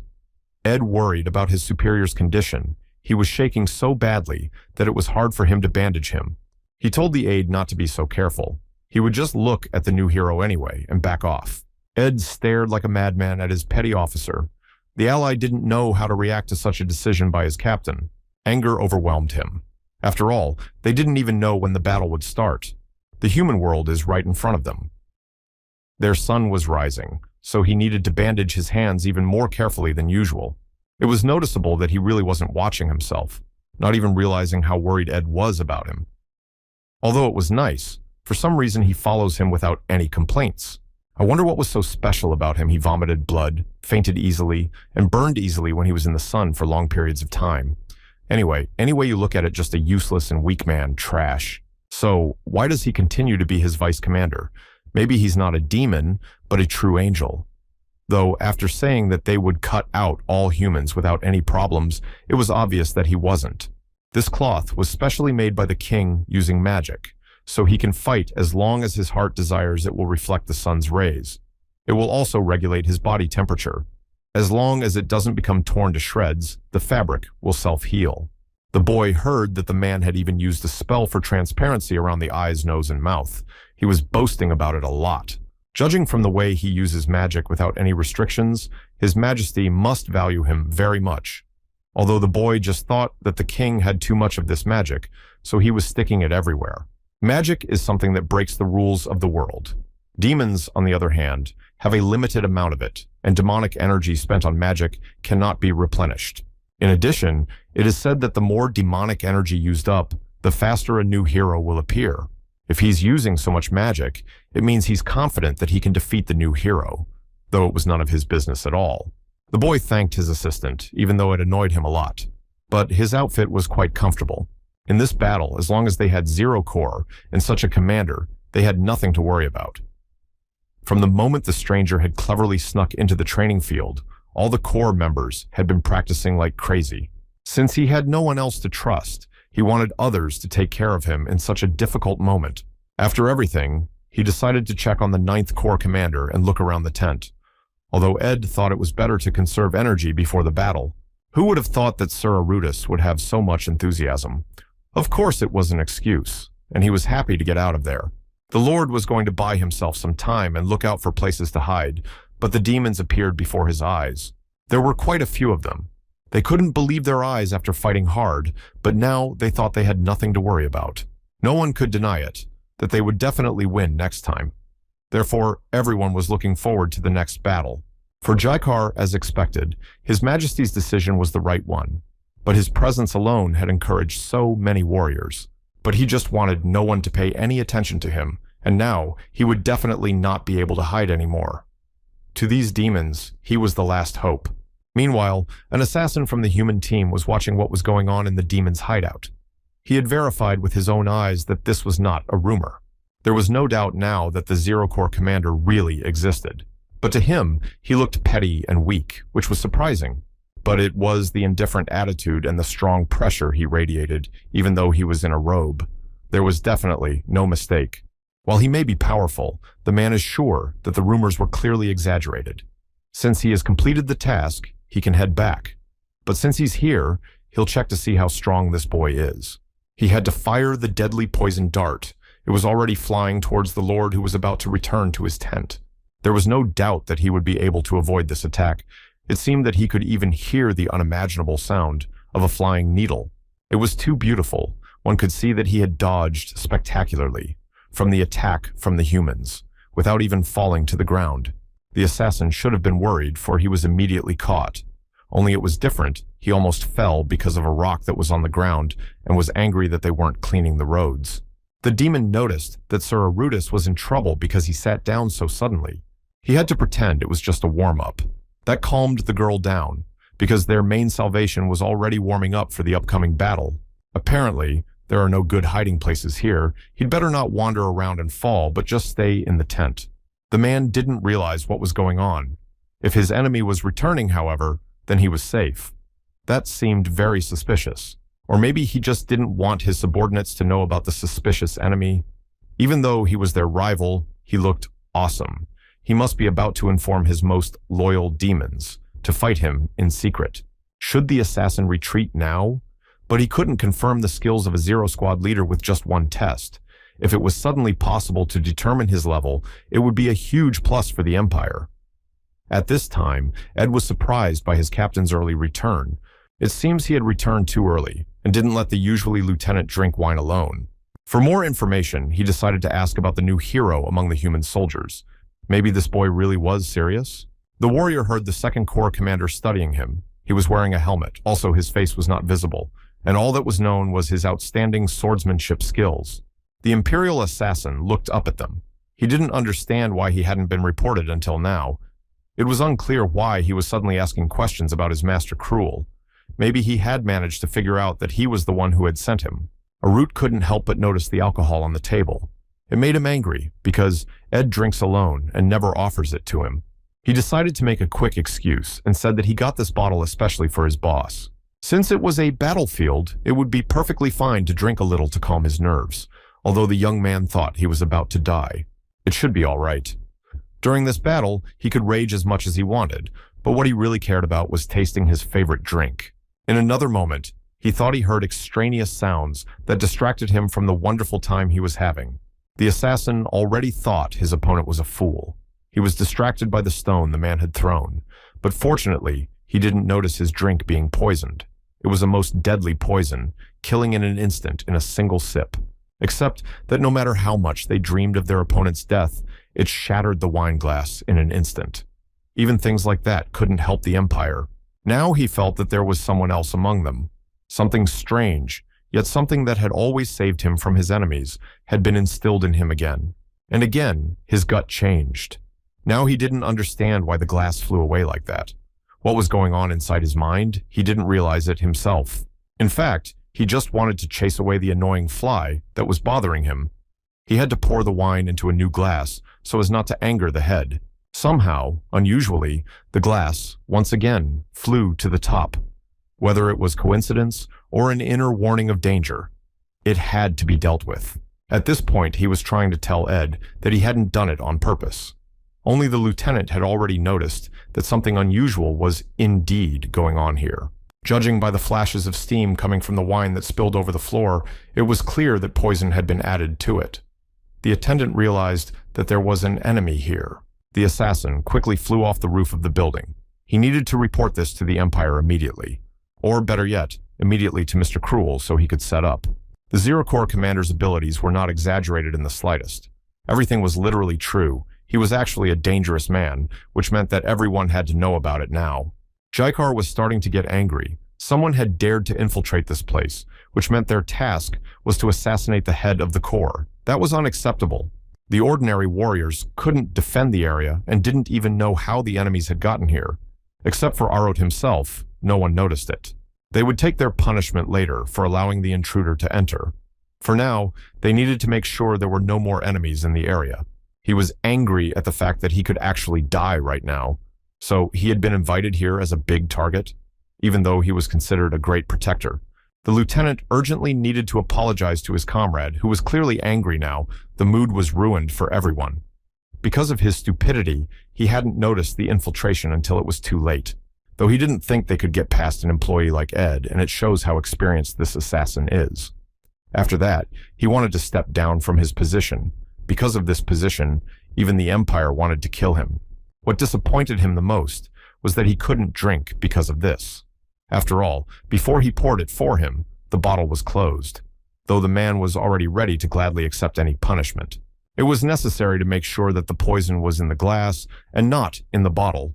A test subject would be perfect for that. There was another pleasure, though. This way he would be able to take a sip from the bottle because the alcohol was quite innocent there.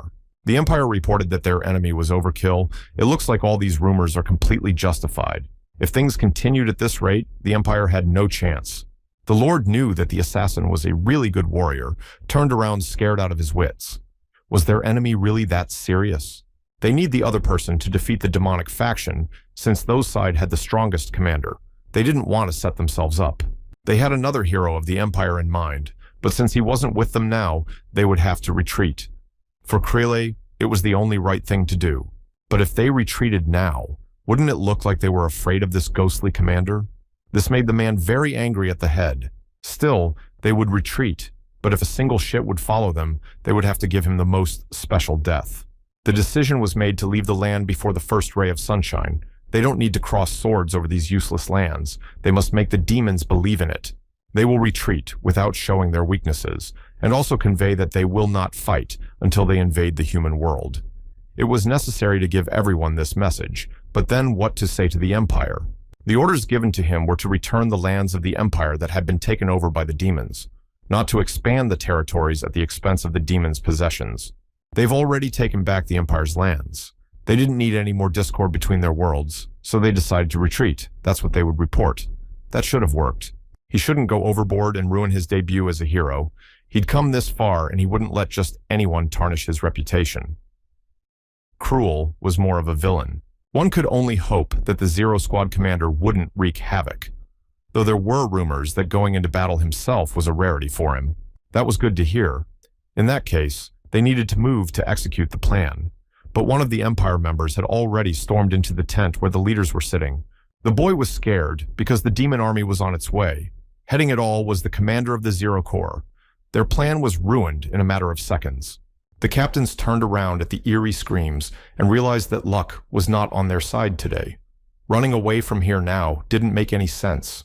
Even the new hero realized that his command had failed. Nothing was going according to his plan. Now it was necessary to prove his strength in battle. Crazy Arut laughed and attacked defenseless people. Now rage raged within him, and a thirst to kill anyone who stood in his way. All he had was only a dagger, but it was with it that he pierced all human flesh.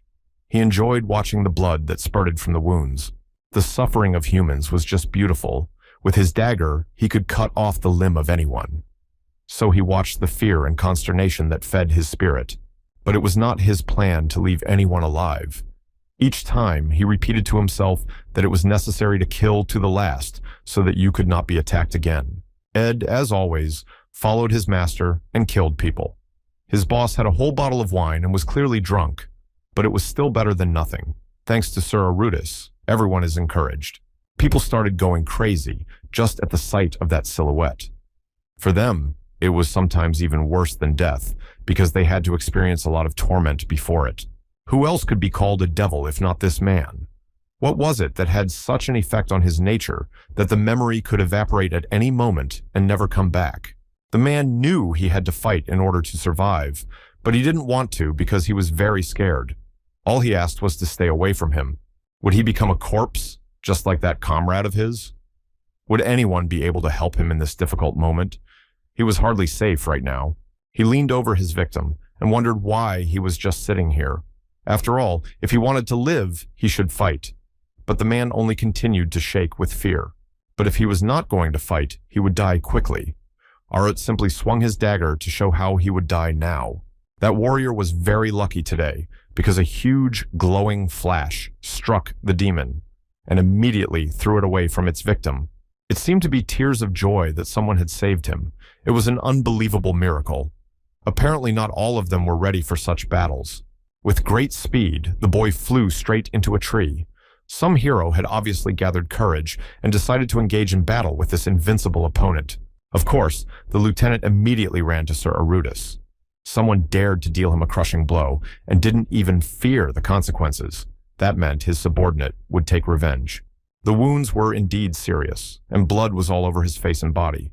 The comrade was too much afraid for his superior after all. He had promised to keep him safe.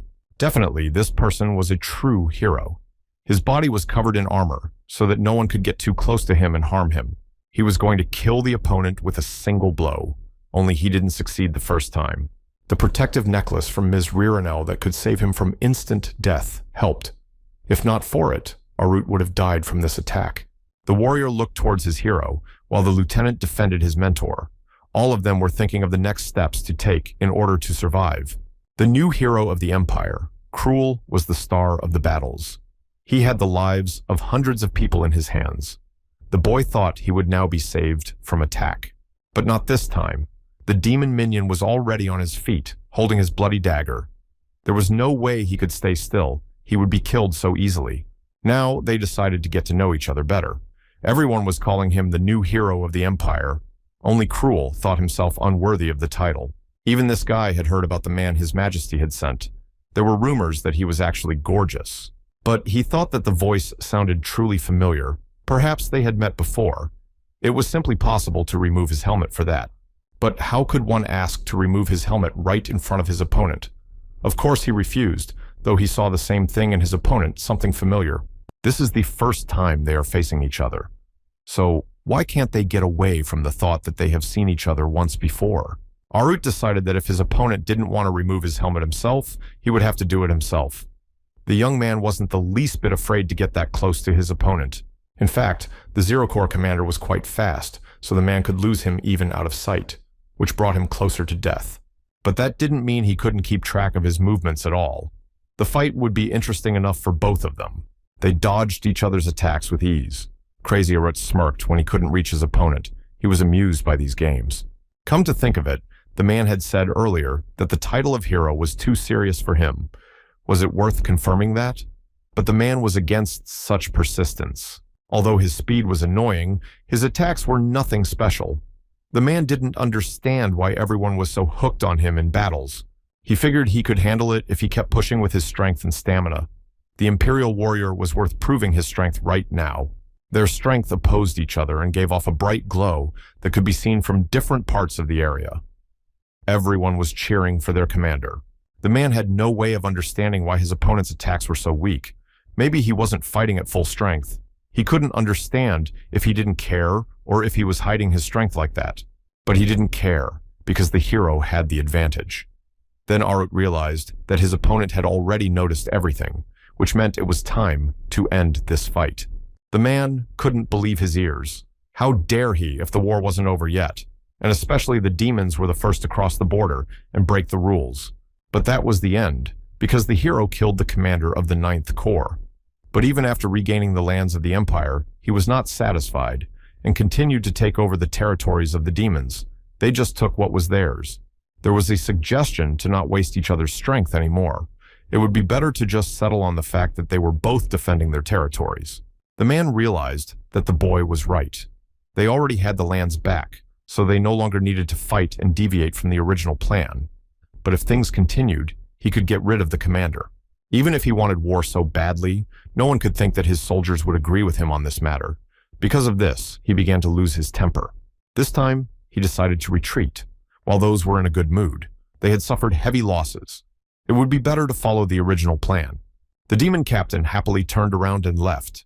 He hoped he would never see him again, so they walked in opposite directions without turning around. They couldn't believe their good fortune, and it was all thanks to Sir Arutus. They had fought for so long, and he had come and saved them all in an instant. It was a great loss to retreat like that. It would have been the perfect moment to attack, since the Imperial soldiers were demoralized. Jaikar was not pleased. The demon was sure that his colleague had a good reason for stopping the battle. Since he himself was looking forward to it, there was no need to spoil his mood. With extreme warmth, he placed a hand on his shoulder and told him that he had done the job well. There was no need to ruin the good relationship between them. His body weakened again, and he collapsed into Jaikar's arms. It was quite unexpected for the man, so he was afraid something had happened to him. Even the commander noticed that the boy's body was burning in such a state, but he still showed courage. Was that why he retreated in the middle of the battle? It seems he suppressed his desire to fight further and thought of his health first, all so that his opponent wouldn't notice anything. A doctor and his assistant ran up to the weakened fellow to keep him on his feet. After all, his loss was directly related to the morale of the demonic army. Fighting while in such a state, he was completely exhausted. It was simply unbelievable, but he urgently needed to be brought inside the tent. The Zero Corps commander appeared out of nowhere, took his position, and ended up failing his health. He definitely had to be well taken care of. This kid had killed the previous 7th Corps commander and stopped the hero from self-destructing. On top of all that, the Demon King had recruited him. Jaikar knew he couldn't disown him, but still continued to feel uneasy. He might have suspected something. Today, Sir Arut had proven why he was the commander of the new corps in the demon world. Other than that, he asked to rely on him this time. Mrs. Reincarnation was angry. The seal had broken. This was a real disaster. What if the monsters got into the castle? What kind of pathetic monster could break the seal of such a powerful demon? It was about the necklace she had given to the Lord. The girl was sure that her comrade was in great danger now, so she didn't know what to do. Therefore, she decided to leave. Although His Majesty said to guard the seal while everyone was away, His Majesty had already met his best warrior after the battle, except he was still being helped because he could barely stand on his feet. The tired boy immediately wanted to address his king. Meanwhile, the lieutenant bowed, showing his respect. The man was amused. He heard that his ward had made a spectacle of himself this time too, never letting him down. Now, it was important for him to find out how the meeting with the new hero had gone. There was something he needed to report about him. One could see by his mood that he was still reeling from the past battle. So it was suggested to talk inside. The commander of the 2nd Corps also extracted information. Judging from the kid's face, he didn't like the 2nd Corps commander very much. He was very busy right now because he was sorting through all the information. He wouldn't be able to leave his room for a long time, so he didn't need to worry. He needed to change his clothes and meet everyone in his office afterward. He was offered to look at the documents first. There were some interesting facts described there that might surprise him. Once again, his mind was filled with confusion as to what he was doing inside the Demon King's castle. When did he have time to return? For just now, he was on the battlefield. Reincarnation had already gotten close enough to her returning comrade. She wanted to know that her dear man was all right now. Except Aruth didn't know what she meant. He just wanted to get drunk before he died. Apparently, he passed out again because of the alcohol. He'd only had 1 bottle. He's already lost all his tolerance. She'd been told that the necklace she'd been given had broken, so the girl headed straight to the front lines to see if he'd returned to the castle. Either way, she was glad she ran into him. Wasn't the necklace supposed to protect him from sudden death at least once? And since it broke, that meant he was almost dead. Still, it had managed to corner the hero and even retake the demon lands. It was an amazing outcome to the battle. It seems he got drunk again and did something incomprehensible. She was now hugging him tightly and was glad to be back. In his arms was information about a new hero. His name he would never forget, because this man he couldn't help but love. His older brother, Cruel Heart, who knew exactly his sibling's name. In those long-forgotten times, they were still together. Back then, he had tried to raise his youngest. The man knew what the boy was capable of. Perhaps he had tried to stop him at the time. Then with tears in his eyes, he asked his brother for help. His hands and clothes were covered in another man's blood, one of the shameful moments of his life. And the eldest member of the family only drew his sword with anger to repay such a horror. The relationship in their family was not the most favorable. Now it remained to be seen, since when did this man become the new hero? Quickly apologizing and saying that some business came up, he decided to leave first. The girl only wished him safe business. The Zero Corps commander is seriously intimidating. So why did his mood suddenly turn bad? It seems like the mistress was in love with this boy. Even though he was mean, she thought he was hot and admired every word he said. The emperor already knew everything that had happened, but he still made sure Cruel took the hero's stance, right when he needed to come back. After looking at the parchment, he could remember what had happened, but it seemed like now was the time to go to the Empire. With His Majesty's permission, he would also dig up more information. They would start to suspect something if his absence dragged on for too long. The Demon King put his hand down and began to put on tracking magic, which was a guarantee in a way. Of course, he wanted to know if there was anything useful to be found. This man was particularly cunning and was overprotective of the boy for a reason. So why would he need to be a spy for his king again? Since this seal was on him, then it wasn't a dream. He definitely loses his memory under extreme stress. Every time he forgot everything, he was in shock. He should worry less if he didn't want to lose his memory permanently. The lieutenant heard from His Majesty that he was going to the human world today. The Lord thought Ed was missing. He was with the king. Yes, it is time for him to go back, and there is something personal that Aruth has discovered. Perhaps his aide wants to tell him about it. Before that, the head himself had offered Ed to become a corps commander. This shocked the young man. That was because the position of the 9th commander was now vacant. Until now, all the positions of commanders had been filled and he had to appoint him as vice commander. But judging from his skills, he was clearly worthy of more. He was the first to be offered the position. It was an offer he couldn't refuse, while Ed served Sir Arutus. The man had completely forgotten that this was the position he'd always wanted. But if he accepted the offer, who would replace him? The king didn't understand, for they would surely find someone else to replace him. Of course, he wasn't going to force him, so he asked him to think hard. But if he refused in the end, this offer would go to someone else. Would he really accept that a newcomer weaker than him would stand taller as well? In the end, he failed to fully report the conversation, except that the Lord himself thought he had been told off for his commander's bad behavior. So the lieutenant decided it would be best not to say anything, so he asked not to worry. He was always smiling. Since Arut was already leaving, Ed would report to the chief to prepare food for the trip to the human world. It was obvious from his expression that he wanted to say something, but the Lord decided not to press him. One of the soldiers had already arrived and reported that the carriage was ready for departure. It was worth hurrying. Arut asked his comrade to take care of himself until he got back and decided that he would ask to step down as vice commander because he was too much of a burden on him. Since he was going to the Empire, maybe his comrade wanted something that was only available there. He should have found out before he left and thanked him for his help in some way. He liked the appetizers from there, didn't he? Maybe he could find something there for long-term use.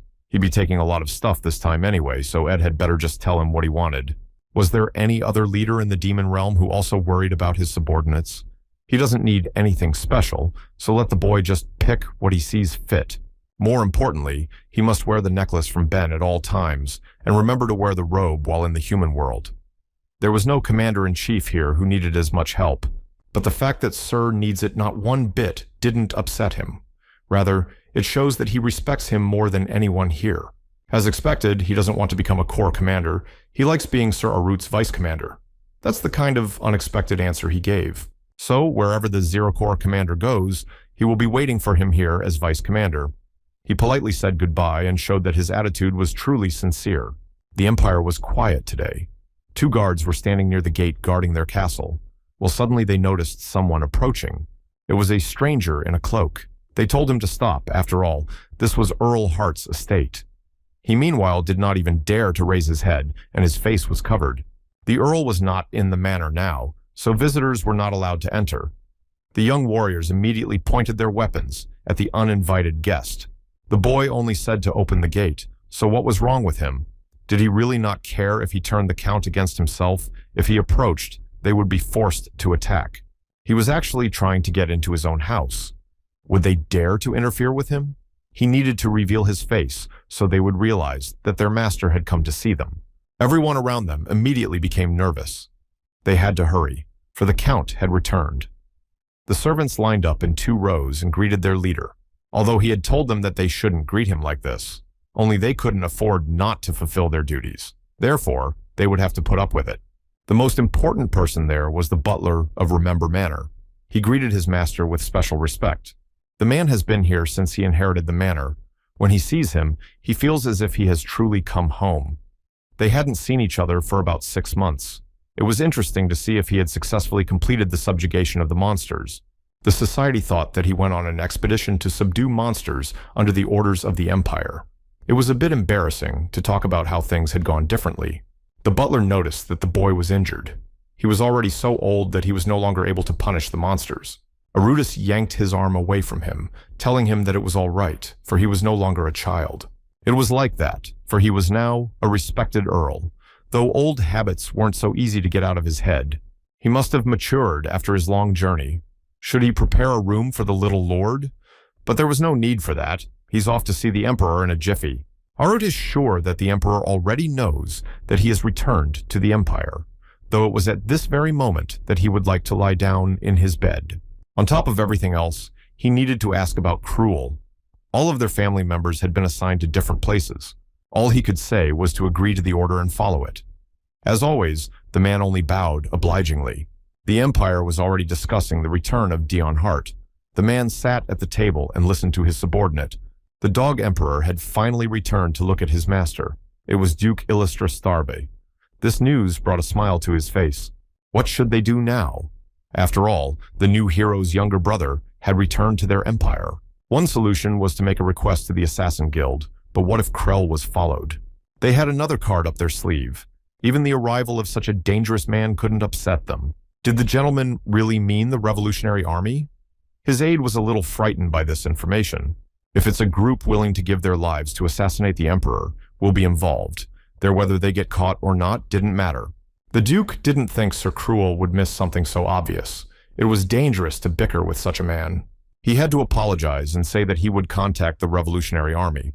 It was interesting to see just how talented the Emperor's hero was. The Count's servants had already completed his preparations for departure. He was definitely suited to this image of a respectful and honorable man. There was a lot of commotion. Baths, changing clothes were all done instantly. It was finally over for him. Or maybe his military uniform made him even more stunning. Not a chance. Strict style is in vogue these days. The servants kept admiring this boy. All those outfits were white, but then what are they even discussing? The butler asked his master to remember to put on his mask because the sun was high. Even though it was too late to talk about it, he still thanked the man for taking care of the estate. But he would have no regrets, even if right now he died. His young master had grown up to be such a fine earl, and he was honored for the recognition. Though, as he grew older, he was sore in many places. He was going to discuss his resignation as soon as his master returned. It was impossible. He managed everything. Staff, property, finances, and resources, everything was under his control. Where else could one find such talent? Perhaps Remember might change his mind. Suddenly, his decision wasn't thought out enough. He was actually joking. He was pleased to see his boy so excited. He shouldn't have been so worried about the old man. In any case, the career was ready, which meant it was time to go. After such a bad joke, there was no more business to be done. The guy felt that he didn't need that much security. Just a couple of people would suffice. Well, the army was already ready to depart with their chief. Not many in the Empire know of his return, and it wouldn't take long. Half of the soldiers would follow him, and they would be on their way soon. First, he had to suck up to the Demon King, and now he would have to do the same to the Emperor as well. This annoyed him terribly. The current Emperor, Eduardo de Serre, took the throne by removing all competitors. The 9th Prince is the one who killed all his siblings. He carnivalized himself while his clothes were soaked in blood. Even 10 years later, he is the main topic of all discussions. At the end of the coronation, when the bloodshed of his relatives ended, the king ascended the throne. The prince took the position after shedding a lot of blood, so that informed from now on, the state would be under his rule, as well as a new name. After that, the country began to be called an empire. This was the name that the country was given. Obviously, after that, the other countries were not going to stand by. And so the war began. What completely turned his life upside down was an incredibly long 8-year war. It was a living hell, even though he lost half of his memories, because it was too horrible and there was no desire to remember. But the empire that swallowed up a third of the continent had become a true wingman, a true emperor. Due to his achievements in the war, he was given the title of honorary earl, even if he can't remember everything. He was sure he had fought desperately for life, and not remembering anything but the life purpose he had once decided on. Of course, because of that, he now had to go back and forth between the Empire and the demon realm. Something stirred the carriage as it traveled. A revolutionary army came across their path. Back then, the boy didn't understand how they had gotten wind of his return, so they also made their way here. This was no good, which meant he had to join the battle to protect himself and his people. One of the brave warriors grabbed the boy by the throat, pressed against a hard surface, thus he wanted to kill him. Finally, he was lucky enough to find the Emperor's dog. There was a look of animalistic desire in his eyes that he had succeeded in catching his prey. This organization was formed during a terrible war. As a result of this war, they had lost their homeland and the people they held dear. Therefore, what else was there to expect from those who had nothing else to lose? They had completely lost their minds trying to destroy the empire and kill the emperor. It was His Majesty who created such reckless bastards. He didn't care. He wanted to spit on their beliefs. But becoming a victim wasn't in his plans either. The man was nervous because he had been told that the guy was a hero, but in the end, he turned out to be nothing but a weakling. Although the man was desperately trying to prove otherwise, just in case, he decided to ask what his opponent's name was. The one naturally introduced himself and expected it to be over. He ended up getting grabbed by the neck anyway. Yes, his name was Don Hart, but he wasn't the Emperor's dog, as they all believed here. White hair and red eyes and terrible manners. It was all justified by the rumors. He urgently needed to find a dagger to defend himself. While his opponent dropped his guard, he was able to pull out his weapon to point it in his direction. Only the man was much stronger, blocking all of his attacks and bringing him to the ground.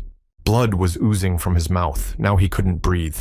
The blows were really strong and his body was quite weak. Until now, this brigand thought that his opponent was a hero. Were the rumors lying? But it seemed like he wasn't going to stop just because he was lied to. Continuing to hold his neck with his hand, he pointed his axe in his direction. But this time, he wouldn't be able to follow through, because his axe was knocked out of his hands by someone's spear. Someone had gotten to that spot and decided to prevent the revolutionary gang member from killing an innocent person. The hit was right on target. The unfamiliar kid rejoiced at his perfect throw towards the enemy. They made it just in time. These people were bloody, ghostly knights. Devils born of 8 years of war and led by Dion Hart. They had a crossed-out imperial emblem. One of the Yawls didn't think they were allowed to let them go. Perhaps they should have put on a real show. That way they would entertain everyone, but primarily themselves. It wasn't their abilities that frightened them, but their complete lack of common sense. They definitely resembled their master with this behavior. With huge smiles on their faces, they began their escape to kill everyone who opposed them. Their bloodlust was even stronger than their thirst for revenge. In addition, they possessed excessive cruelty. All of them should have realized that they couldn't let their enemies die so easily. But who cared about rules? They should have just had fun. All they wanted and loved was to cause blood with their weapons. In that, they were a perfect copy of their commander. If someone came face to face with them, they would definitely lose. The revolutionary armies needed to finish and leave. The only thing this man thought of was to throw the Lord aside to cause him the most pain. But every decision has its consequences. In the end, his arm was well torn, and blood oozed out in rivers. For this, the Count apologized, for he wanted to tear it off completely, but he was too weak. He wasn't feeling well, so he asked to be allowed to finish it quickly. The boy grabbed his opponent's axe to kill him. In the end, everyone who could escaped, and some died, a most gruesome death. The captain at this time was covered in blood.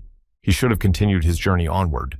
Although this unfortunate mishap had caused a lot of trouble and wasted time, what was to be done now? It wasn't enough. This corpse should be made an example of, so that no one else would dare to attack him. He could never stop killing someone. Each time, he struck as many blows as he could manage, to make sure no one could forget this scene.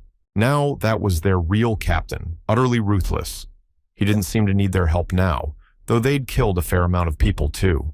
But they couldn't leave so quickly. There were only weak men beside the commander. If it wasn't for their squad, the captain would be in big trouble. The commander called out to his subordinates and asked what they were doing. Their work wasn't finished yet, so they couldn't sit around. There were still a couple of people left to kill. Unfortunately, they couldn't escape while their enemies were busy with others. A little while later, a carriage was approaching the imperial palace. The guards were surprised that it was quite dirty, but they didn't immediately realize what the point was.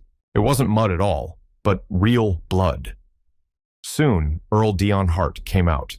His clothes were also covered in blood, and he had not been washed. The warriors said that they couldn't enter the imperial palace uninvited. The boys only needed to introduce themselves so that everyone would realize that he had just come to see His Majesty. They immediately asked for forgiveness, for they knew that the emperor had given this boy the title of count, granting him the right to visit the palace at any time. We had to locate His Majesty. He was currently in the banquet hall. A banquet was being held to celebrate the debut of a new hero. That meant that his elder brother was here right now. His arrival was just in time. He would be able to take care of everything at once. The fact that Cruel had taken back the lands taken over by the demons was impressive to the emperor. The One was reporting back after his exit to the battlefield. Cruel bowed his head while kneeling on his knees. Naturally, he was only doing his duty, but earning praise from His Majesty was not so easy. Today, they were celebrating the birth of a new hero named Cruel Heart. Everyone congratulated him on his debut. Now they would enjoy the evening. But an uninvited guest had already burst into the banquet hall. Everyone was amazed that he was covered in blood. The guests didn't know who it was, but it was the height of indecency. Some couldn't see well, but they noticed that he had red eyes and white hair. They were now definitely convinced that this was the Honorable Earl Dion Hart. No one would have thought he would come to them looking like that. It seems his favorite brother somehow got a fragment of the hero. As he walked, a trail of blood formed behind him, and everyone silently looked at it. Eventually, he approached the emperor, kneeled down and said, "Glory to the Empire." Everyone could only watch with their mouths open. The boy greeted his emperor with special trepidation and called himself a servant. Everyone started discussing blood and said that this Earl was a vampire. One wondered if the Hart family had really adopted a vampire and raised him as their own child. Someone had heard that he had been bullied as a child. The Duke noticed that this kid came back alive, which meant he had incredible strength. I guess we can't get rid of him that easily. It had been a long time since they had seen this man. There was talk that he was allowed to come whenever he wanted, but to show up covered in blood and disrupt the banquet was somehow insulting.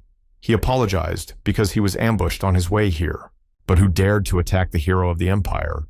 It's a good thing he sent knights to escort him. It seems he had a story to tell. Why don't they go somewhere else for privacy? There were things he wanted to hear from the commander personally. Of course, the emperor knew that the Revolutionary Army had attacked. No one else would have dared to take such a gamble. His Majesty decided to ask about his guest's well-being. Perhaps he might need the help of a doctor. It was widely known that everyone looked at this young man in a negative way. Still, he was a true hero of the Empire. But right now, there was nothing wrong with him. Only the man liked this young man's methods, because no other talent had achieved the same things he was able to. Their methods were similar, so they communicated well. As the vanguard of the 8-year war, he had accomplished a greater feat than anyone else. This kid was able to kill anyone who was in his way. And when he left, being a fellow hero, he was able to retrieve his body, something no one had ever been able to do before. Usually, a hero defeated by a demon king is given to them to eat, and if Dion Hart couldn't save him, the hero would suffer the same fate. It's incredible to do that against a demon king, but there's a price to pay. Now the emperor wanted to know how the boy was able to find out how to lift the curse, except he didn't quite understand what he was talking about. He was referring to the seal of the demon king. But he didn't recognize anything. It wasn't a curse. It was tracking magic. However, the man thinks he's weak because of it. It was noticeable that he was still just as dismissive of the state of his body. The emperor had sent him to another settlement since only a demon king could lift the curse. The head of state believed that this person should go back. But he was extremely uncomfortable sending such a rare talent to such a horrible place. He would say such a thing and yet use him as a spy. He also wondered how his enemies were doing nowadays. Everything was the same as before, but he came across the assassin his king had sent to the castle. It was quite an unexpected encounter, considering him a bargaining chip, even though he was a candidate for heroes. So why was he sent to such a wilderness to die? He was trash, defaming the name of a hero. Even the nobleman thought he would die before he reached his destination. One could assume that he had managed to survive because of the hero's fragment. Well, it could be said that because of this scum, his status in the demon realm had increased significantly, so sending him out wasn't that useless. Even this man knew that Arut was the commander of the Zero Corps. The information reached him very quickly. Because of that, he immediately blew up to apologize, for there was no way he could refuse their enemy, lest he question his position. It was all right, for he was not trying to incriminate him with it. The more they accepted the Lord, the easier it was to get information. To be recognized, even in a place like this, showed that he was truly talented. He had one last chance to ask for what he had come here for in the first place, though it was hard for him to bring it up. The question was about his elder brother. Why on earth was he put in charge? After all, His Majesty must have known that the kid only regretted not being able to kill him. The elder was the only remaining member of the family that survived this boy. The brother always called for his youngest when his parents were expecting them. The boy had been distinguished by his unusual appearance since childhood. His red eyes were always large and surprised. It was already lunchtime. They had to hurry to the family. As the youngest in the family, he was a little sluggish and did not notice the important things. After all, if anything, it was the grown-up boy who was scolded for not looking after his younger brother. For this reason, he couldn't hold his relative's hands, making the excuse that his hands were dirty because he had just returned from a workout. At the time, the little boy apologized for such a thing. He wasn't intimidated by dirty hands, but it was hard to realize at the time that there was more to it. In the end, he could barely keep up with his little brother because he was too fast. When the latter stopped, the young man crashed into him and hit him. He must have really liked that family portrait. The little boy used to stare at it all day long. Every time he looked at it, and he thought this portrait said, "We are a family." It lifted his spirits. But to the other, it was just a picture. They were completely different, and the only thing they had in common was living together. Crail had told him not to hang around too much and to stay in his room. They had completely different values, and one couldn't understand the other. That was why the youngest always felt like he was alone. The servants were discussing the red eyes and white hair of the second youngest lord. They wondered why he was the only one who was so different. Every time he looked at that portrait, he felt like he was part of this family. He wished he had been born with the green eyes and black stripes that epitomized the Hart family. As the boys entered the dining hall, their father reiterated that they needed to hurry, since they needed to attend the royal family's banquet today. The mother was worried that Dion wasn't feeling well again. She was very worried about her son, and every change was a tragedy for her. Her husband told her to calm down because he couldn't stay at home forever. But she couldn't behave, or else suddenly something would happen to him. He was already very weak. Was she really suggesting locking him up forever? They had always kept him hidden from the Empire. There were already rumors going around, so they couldn't go on living like this. Dion needed to realize that he always had to remain cautious when he left the house. He couldn't let anyone find out about his flaws. Of course, the little boy remembered everything. He was sure that his parents were not happy with him because of it. He didn't look like them, and he had a weak body. All of these are huge problems for such a famous county. But the eldest son decided to go to his father and ask about the new fencing coach. He didn't like the attention being paid to another member of the family. It was noticeable that he changed the subject because of his brother, but in this life, he was never interested in anything around him. He tried to follow all the rules of the outside world. New workers were hired by their dad for their eldest son so that his skills would get better and better. It gave him great pleasure. The atmosphere at the table changed once Cruel started talking. It was hard for them to find a good swordsman. Even though he said so, he still enjoyed it. Was he lonely despite the fact that they were together? He blamed himself for his loneliness. Since he was a flawed child, if he tried hard enough, he could be like a brother. Then his family would love him more too. When they arrived at the palace, the little boy was called out by someone. He was dressed up in his best clothes and looked different from everyone else. It was other children from distinguished families. They definitely wanted to make fun of the new kid today. They were all spoiled because of their wealth. He was so pleased that someone spoke to him. It was the first time he had ever talked to someone his own age. He was glad, of course, but what if he messed up? His parents had gone to see his older brother's fencing teacher and left him here alone. Had it not gotten to him yet? There was a very common rumor that Dion was an outcast in his family. Apparently it was true that his family kept him locked up. The boy tried to deny it. After all, he was just sick a lot and his parents didn't want him to get worse. The child began to insult him with a vile bastard. Even if they were his family, it was impossible to love something like him. He was abandoned by his family. After everything, he called him a true monster. Except this was something the young man couldn't bear. Someone had to get for his horrible words. Why talk this nonsense when you don't know anything? The kid was sure that his family had not abandoned him. Therefore, it was not worth spreading different rumors.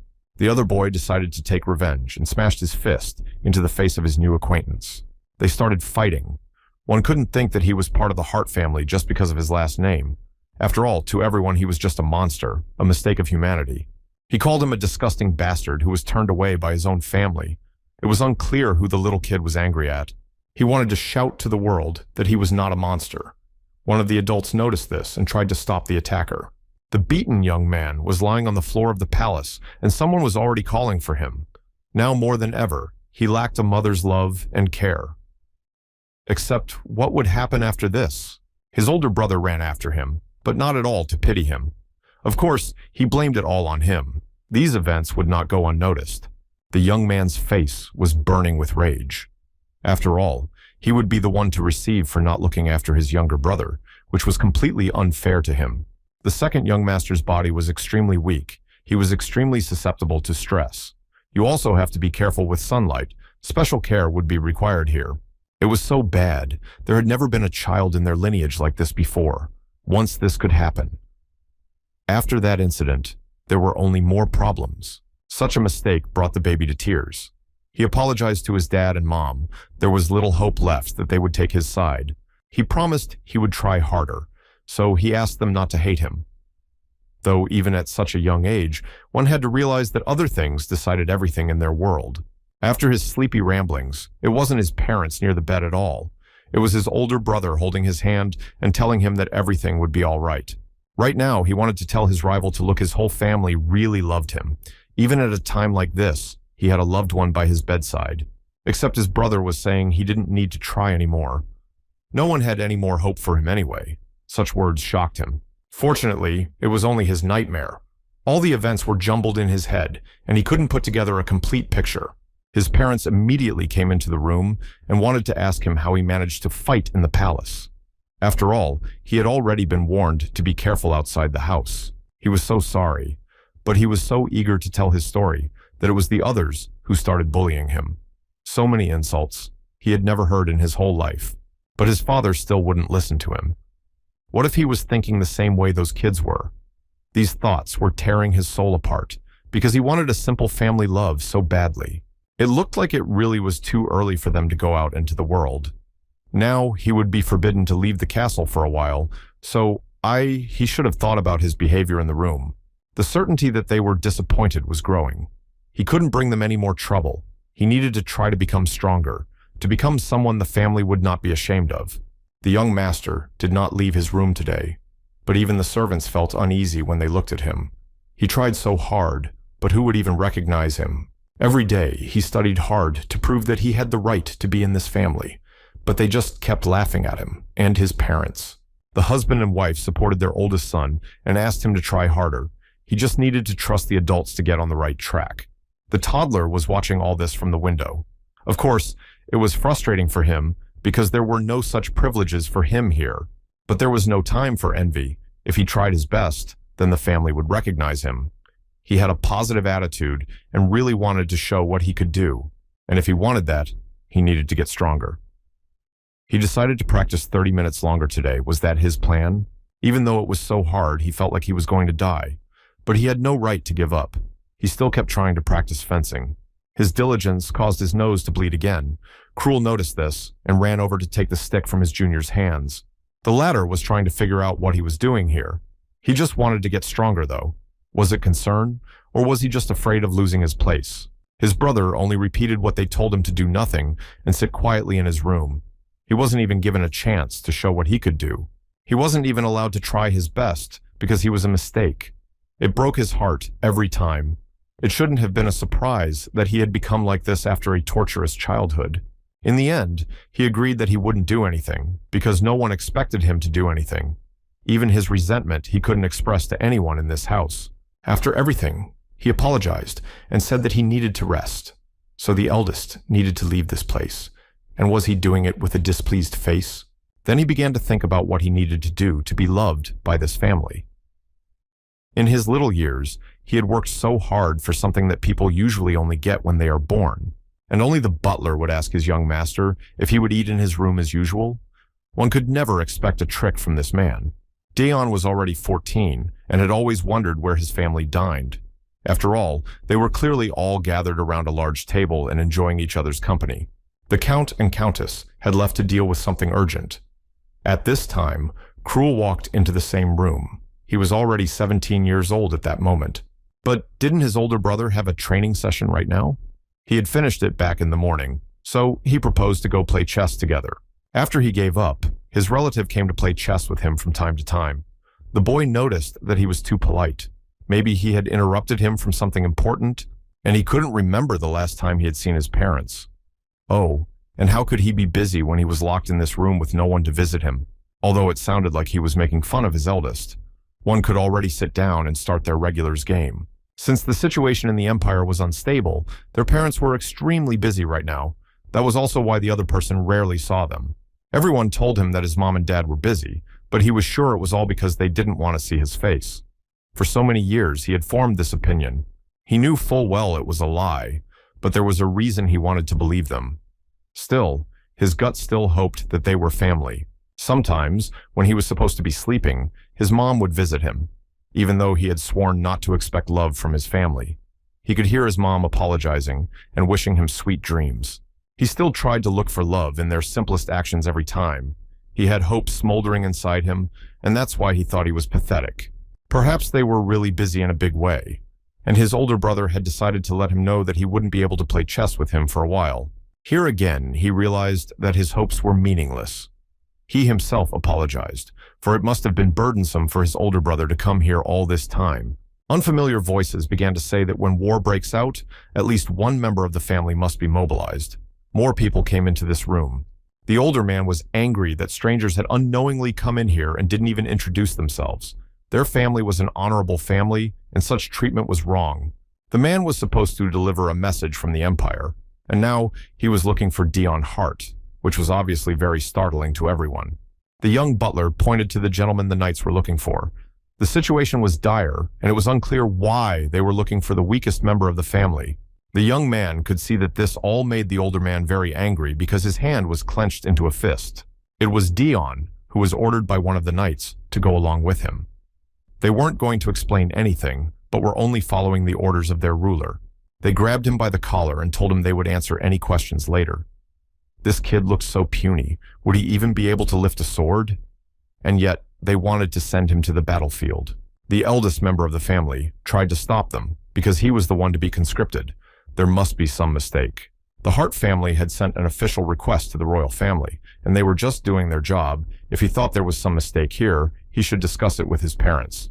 No one understood what was going on here, so these people just decided to improve their reputation and fix their son's situation by sending him to certain death. His father and mother decided to send him to war. He's very weak, and if he gets to the battlefield, he'll just die, unable to do anything. So that's what they were apologizing for.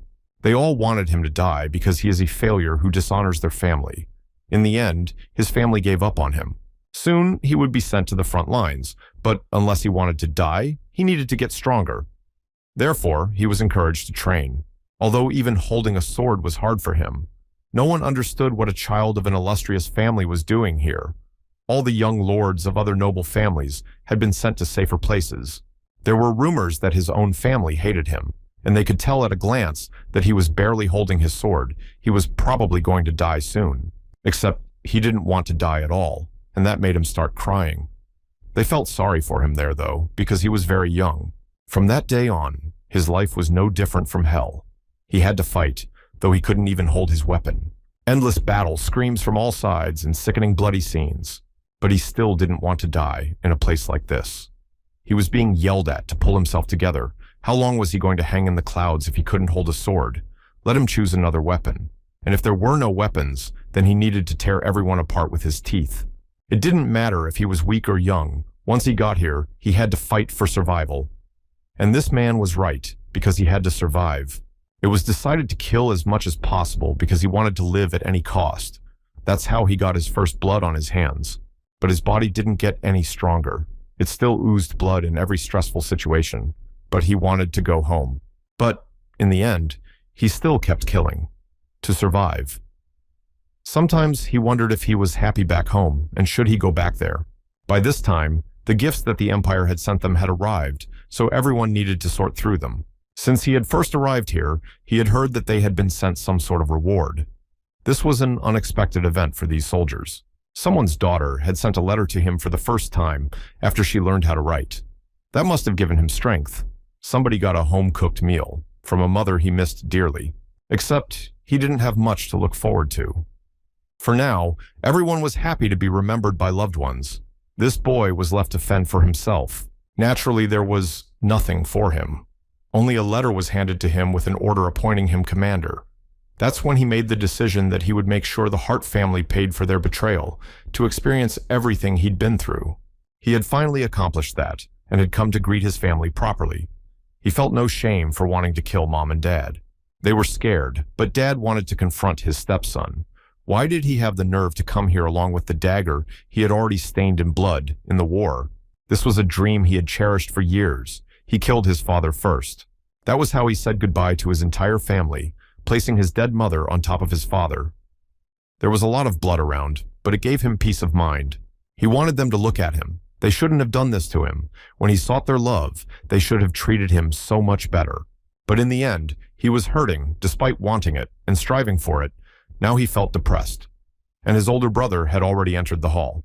The man didn't realize at all what his youngest had put on now. It made him furious, but also very much in pain. And he himself asked his favorite brother for help. But could he think that Cruel would help him? It was utter nonsense to him, so they needed to fight now. He didn't want to leave anyone alive from this family. Perhaps he was just a random bystander, though he had abandoned him in the end as well. But his mind clouded over. One side was asking for help, and the other wanted everyone around him dead.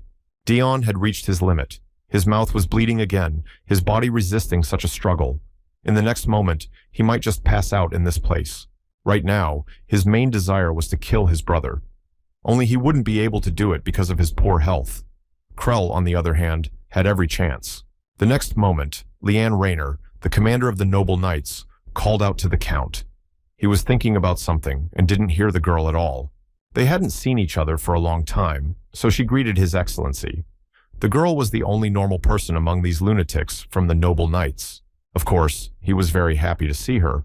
Only when he looked around did he see that he was in the banquet hall of the Imperial Palace. He was taken aback by this fact.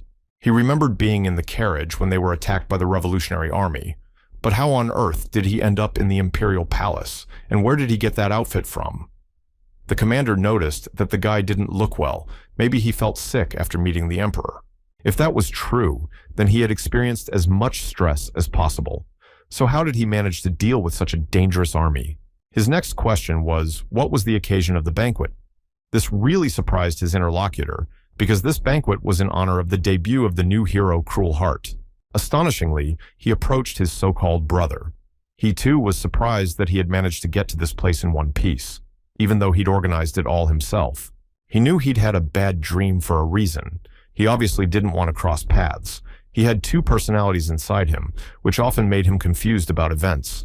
Green eyes and black hair, the complete opposite of him. The embodiment of the Hart family that he never thought he'd see again. But their meeting was imminent.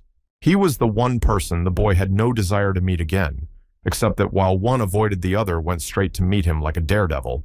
A few days ago, during an expedition, he had encountered the commander of the Zero Corps of the Demon Army. Perhaps he realized who it really was. When he saw him raising the spirit of the army with ease, he immediately thought of his younger brother. Their spirits were indeed high and memorable. He heard that he too was capable of effortlessly commanding troops on the battlefield. It would be nice if the boy was also among their team. It sounded too absurd, and he couldn't help himself, so he started laughing loudly. This kind of speech was more like a joke to him. He had no reason to fight alongside him, so it was time to stop making up these fairy tales. They were too close to each other. Those eyes are the same as before, an indifferent gaze expressing a lack of any interest. The same enmity remained between them. Wasn't it time for him to go? He was bound to have some fun before he left, so he asked not to worry about him. He could eat pudding. Anything was better than hanging out with that jerk. The banquet was stupid. He'd just kill some time before he went home. But the older man kept on asking about the monster-slaying assignment. So why did he keep talking to him? One had to ignore him since he didn't want to talk. It was necessary to pretend that he wasn't around. His next question was just worthless. He asked if his brother was in pain. Talking like that could easily make you choke on your food. Why was he being so annoying today? After all, he could take care of himself, so there was no need to pretend to care anymore. Even if something was hurting, he would never tell his big brother about it. He would just watch from the sidelines like he always did. When he was dragged to war that day, one could continue to just keep on just watching as well. He would never forget that terrible pain. One could have calmed down and not wasted the effort of not coming to the palace. It was a disappointment, although Cruel still had something else to say. Duke Illustra Starba appeared on the horizon. She thought she was seeing a very touching brotherly relationship right now, though it was more of a laughing matter. He was the leader of the opposition against the Emperor. Of course, the new warrior immediately decided to bow respectfully. That's the way he was raised. But this was the first time he and the Count had met in person. The man had heard of him, and it was an honor. Now there was another uninvited interlocutor. At everyone's discussion, the young boy ignored the Duke's greeting and did not extend his hand in return. This was an unheard of impudence for a guest. But basically, as expected from Dion Hart, acting like this towards the only Duke in the Empire, being only an Earl. Now, people would be discussing the new gossip. Of course he knew everything, but he had a mouthful of pudding and couldn't answer. He tried to chew as surreptitiously as possible and swallow faster. The Duke, it seemed, was about to explode with anger, but it didn't matter to answer later, but for now he should just shake his hand, if it could be done. The Crown Prince of the Empire, Elpidius de Serre, appeared. He immediately decided to greet Illustra. The boy was insanely handsome and cute. Was it really honeyed here? Why were they flying down here like bees? Either way, one had to greet him, though the man had already noted that the Duke had not been at the palace for a long time, probably due to heavy busyness. His Highness turned his back to the boy while the Duke apologized to him. This could be understood as a protest against his presence. It was decided that he should be the one to apologize, quite tactless of him. I'm sure the Duke had his reasons. Though I thought to myself that when the man had arrived, he'd immediately start hanging around the Earl of Hart like a cunning scoundrel. And as a military commander, he wasn't going to sit idly by, so he should protect this guy, but anyway, he got a chance to eat his food. But all his plans went to shit because another man ran up behind him, which means all the pudding is about to come out. It was the Crown Prince's sister, who also wanted to see the guest, the Princess of the Empire, Alatea de Serre. Her appearance was flawless, except that her brother wasn't happy about this presence. He was surprised that she had snuck in through the whole crowd and dared to disrupt their conversation. Everyone thought the poor guest had vomited blood and wanted to call a doctor, except that it was actually a puddle of pudding due to the strong embrace. The woman noticed that it wasn't blood and said that a doctor wouldn't be needed. She decided to just help her friend through this awkward situation. To top it all off, the Emperor also came, followed by General Nemesius, the first hero of the Empire. Today at the celebration, everyone decided to gather around him. The girl was telling His Majesty that it was her fault the Count was bleeding because of her, because she couldn't help herself since she was so happy to see him. Her brother decided to apologize and be sure to punish the princess. But the Emperor decided against it. There was no way he could vomit blood just because the princess jumped him. He was attacked on his way to the palace, so it was most likely due to internal wounds and overexertion. In the end, no one wanted to hear that it was about something else entirely. I mean, they're so sensitive to the smell of blood, but they don't understand because the hall is drenched in the scent of perfume. He had to explain everything before this misunderstanding got out of hand. Since he kept refusing, one could assume it was due to the curse. And if it was a curse, even the Emperor's physician wouldn't be able to help. Since things had turned out like this, he decided to just pretend to feel sick and go home. He had already done everything he wanted to do and met with the Emperor, so he could leave. After that, he bowed and said that he had to go. Perhaps due to the stress, he really wasn't feeling well. The journey had turned out to be a total hassle. Only, unfortunately, the bowing actually made him feel nauseous. Everyone was again afraid for the young count's condition, and so he was again rescued by his unloved brother, who held his hand. At such a moment, he thanked him for his help, but it was not so simple as that. With a single movement of his hand, he let go of his helpless relative. During the 8 years that he had been at war, his elder had been the object of endless hatred. Therefore, how dare he now pretend to be caring? Even the crown prince noticed that the earl was very pale, so he really should go home. Perhaps he really did care a lot, although it didn't seem that way to the lord himself. He might be kicked out, though it was usually considered offensive, but to him it was also a show of politeness, and he decided to deflect. He really couldn't take it anymore. There were too many people present here that he didn't like. The others watched him leave. The emperor was very lenient towards Dion Hart.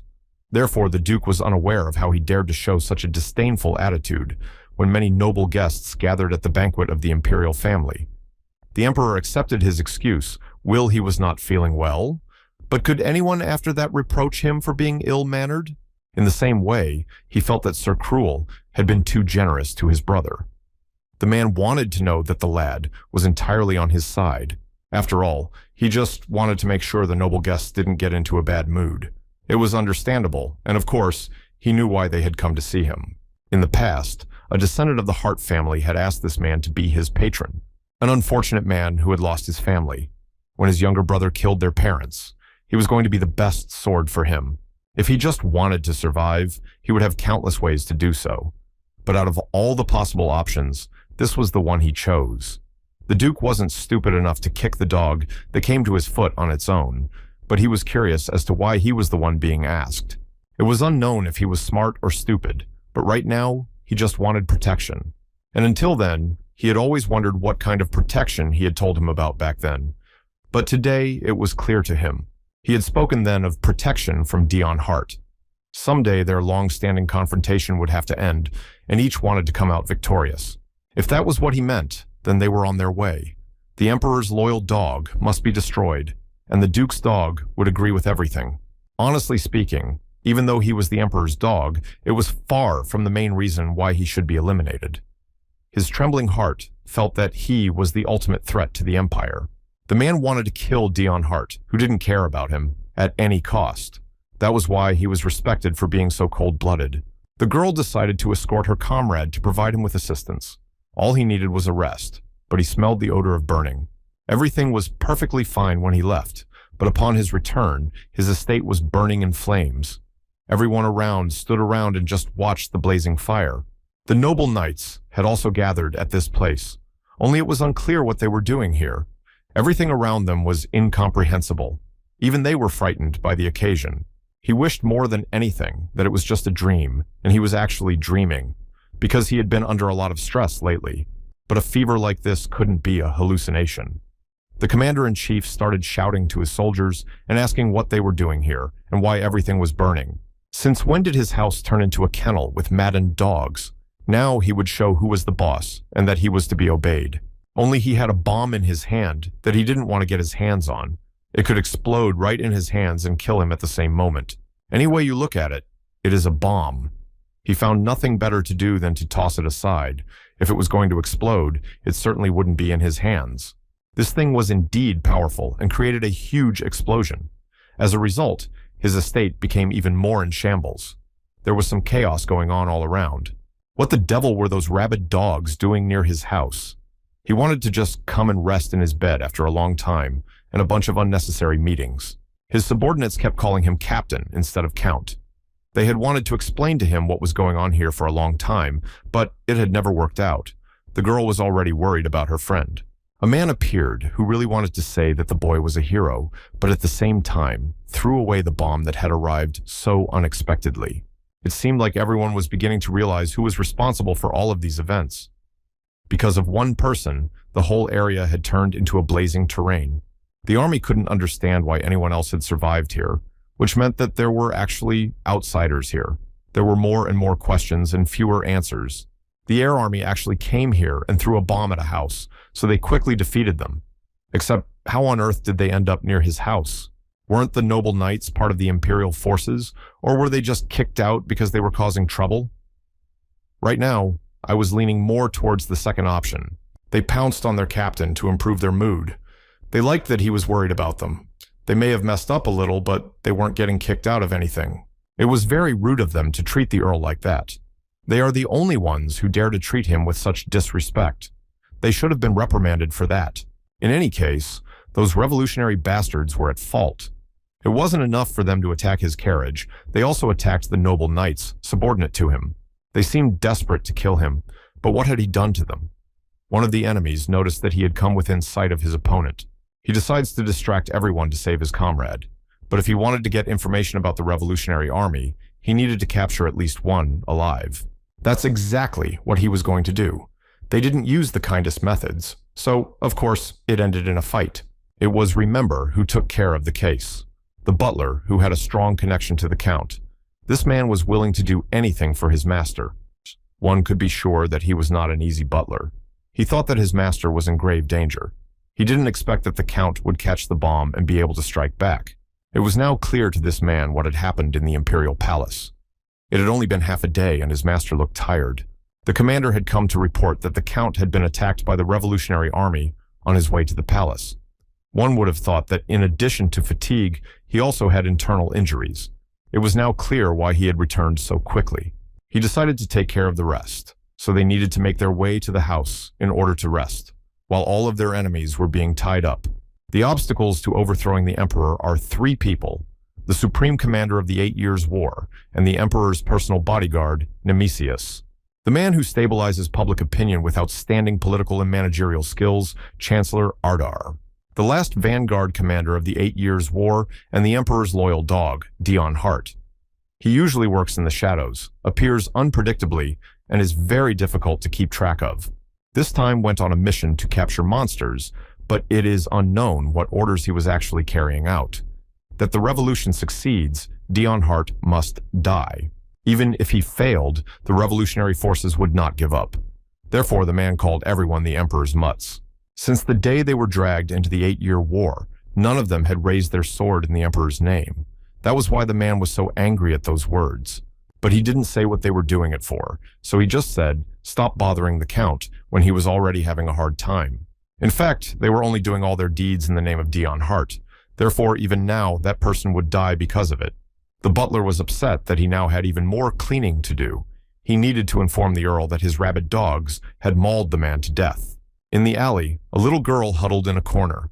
She hid her face in her lap and cried quietly. For a long time, she just wanted to eat. One day, she had been attacked by an angry man for touching his food. She was scared, but she hadn't eaten anything since that day. At this rate, she might die soon.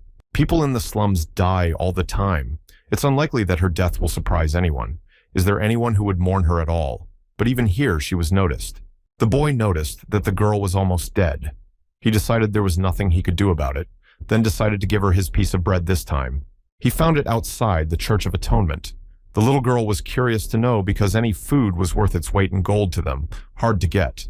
The homeless man told her that people from the church would come to the slum and distribute bread and water. This conversation brought a kind smile to his face. The girl couldn't believe that someone could do such a thing for free. Maybe they put something in the bread, but he couldn't do that to her. His crippled neighbor ate it, and nothing happened to him. Although he'd eat anything if it was free. But why doesn't she believe him if it's true? The boy was thinking about her. She hadn't eaten anything in a week. Isn't the Church of the Atonement religious? You have to make a donation to be part of the congregation. He was starting to get angry that there was no way she would accept food. It was hard to believe they were being so kind and allowing poor children to survive. But if she didn't want to believe, he decided to go it alone. She would be the only one at a loss since she was such a non-believer. After all, she could just throw away the bread. Those words sounded hurtful to her. She called her friend and asked him to wait for her. After all, who cares if the bread and water are poisoned? Dying of poison or starvation, there was no difference as long as there was a chance to eat. It didn't matter if it was salvation or a curse. They would go there together to be there for the rest of their lives, even if it all didn't last long at all. It had been a week since he had returned to the Empire. The courtyard, previously engulfed in flames, had been practically cleaned up. He has also set aside a residence for those rabid dogs that showed up unannounced. All that remained was to wait for the emperor to summon him and carefree enjoy life in the human world. Only there was a backlog of paperwork to deal with.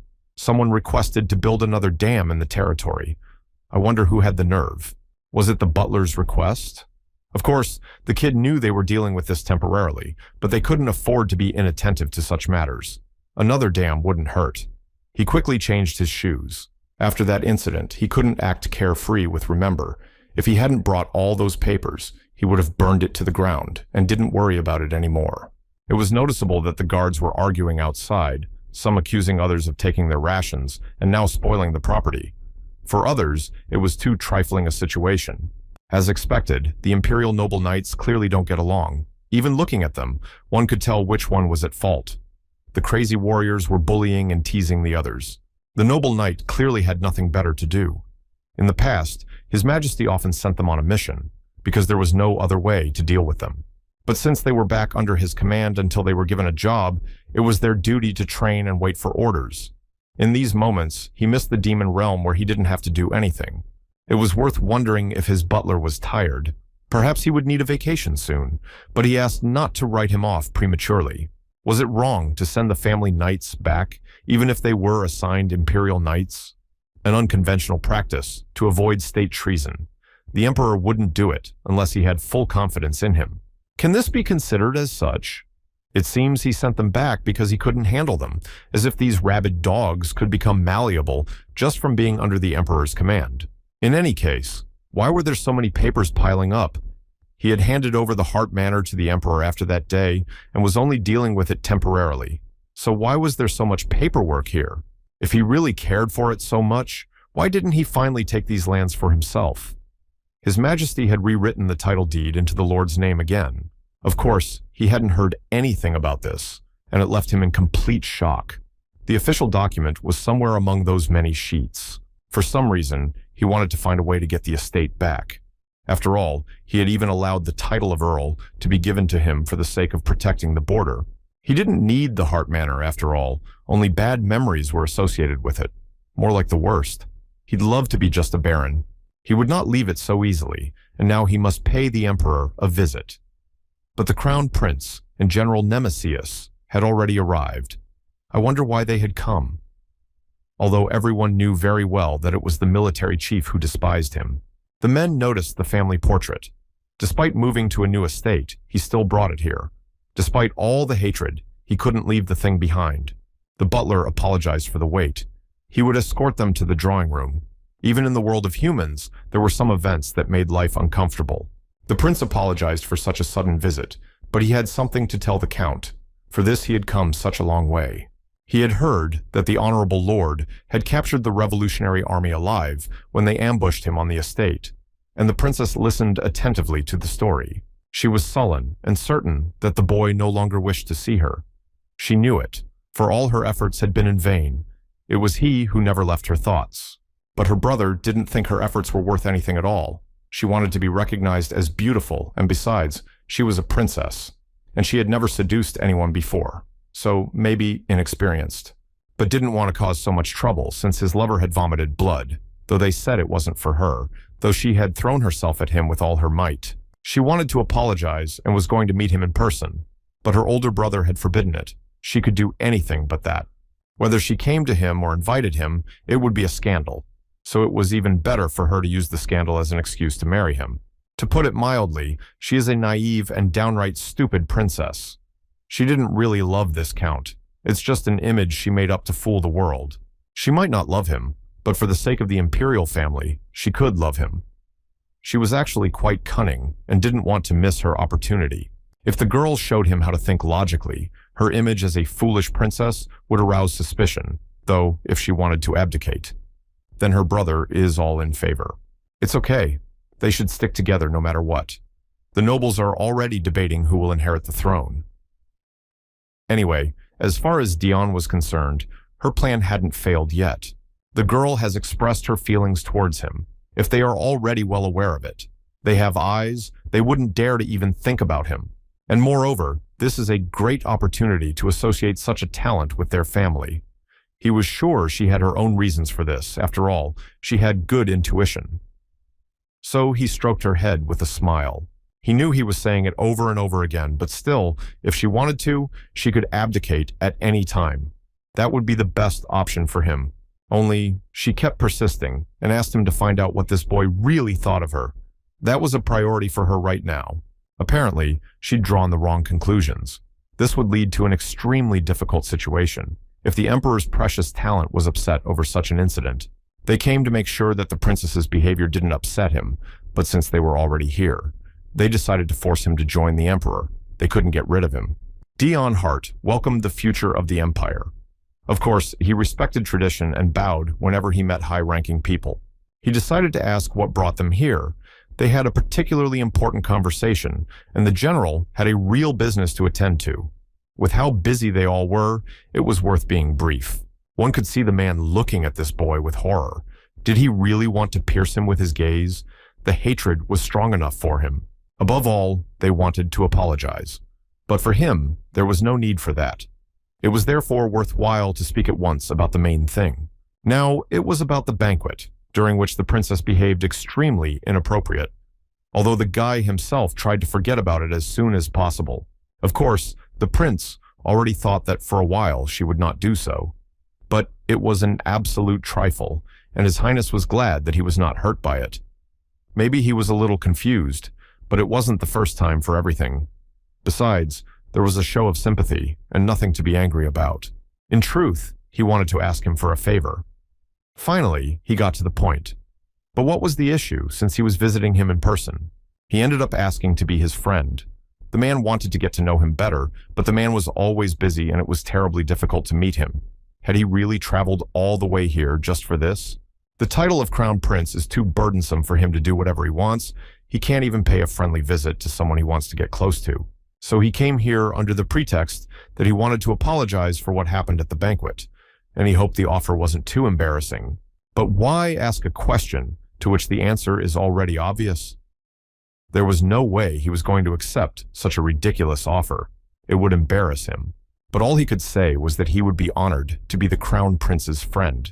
He looks like he would kill him if he refused. Incredible loyalty. In that case, from that day on, they became friends. And the prince decided to do everything he could to make them closer. It was rather onerous. The heir was glad to be friends with someone the emperor considered his greatest treasure. Except for the noise, the talent, such news only made him sad. Although he realized that such an offer carried too much pressure, but he still did not refuse. The rumors were lying, and he has a good heart. Therefore, he would be genuinely happy if they could get closer. He asked to come see him whenever he came to the palace. They could spar, have tea, or have a chat. It seemed like different pictures for everyone.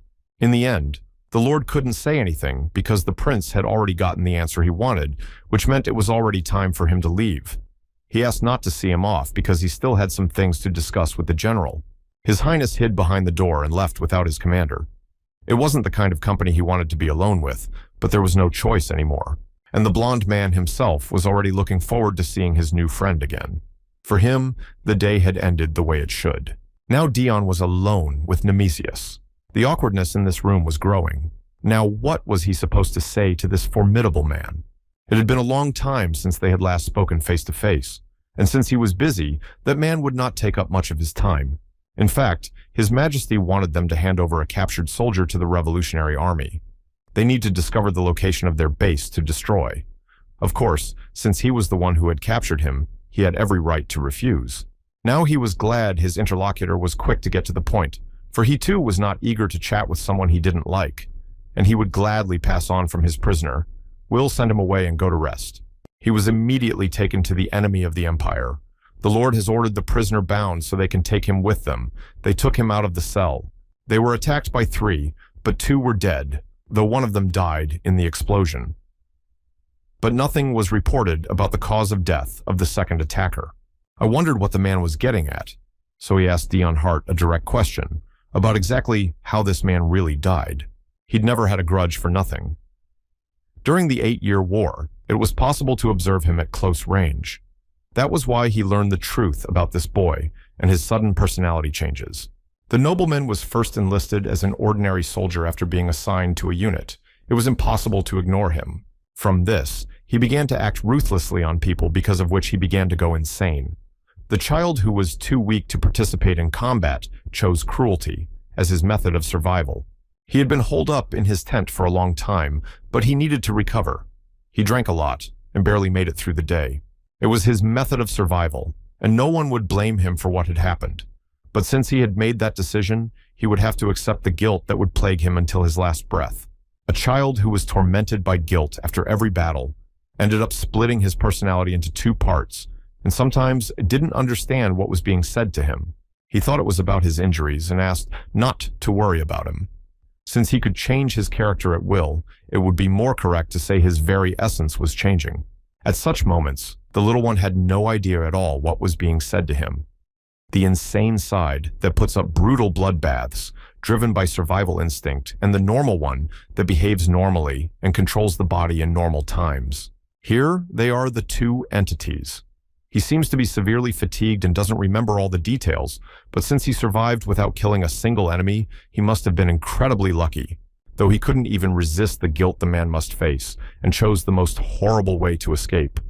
And this time, the man decided to put it differently, and asked if he even remembered how the other man had died, wondering how much longer he would fool himself by turning a blind eye to his own actions. The general felt disgusted with him from the moment he stopped being human. And if he chose not to ignore it, unlike that time, then perhaps his attitude would change. As it happened, he wasn't present at that moment, so he didn't know the details. But from what the rabid dogs heard, tore him apart. Such was his answer. At what point did the man decide to leave? And since the Count was a busy man, so he shouldn't have seen his uninvited guests off.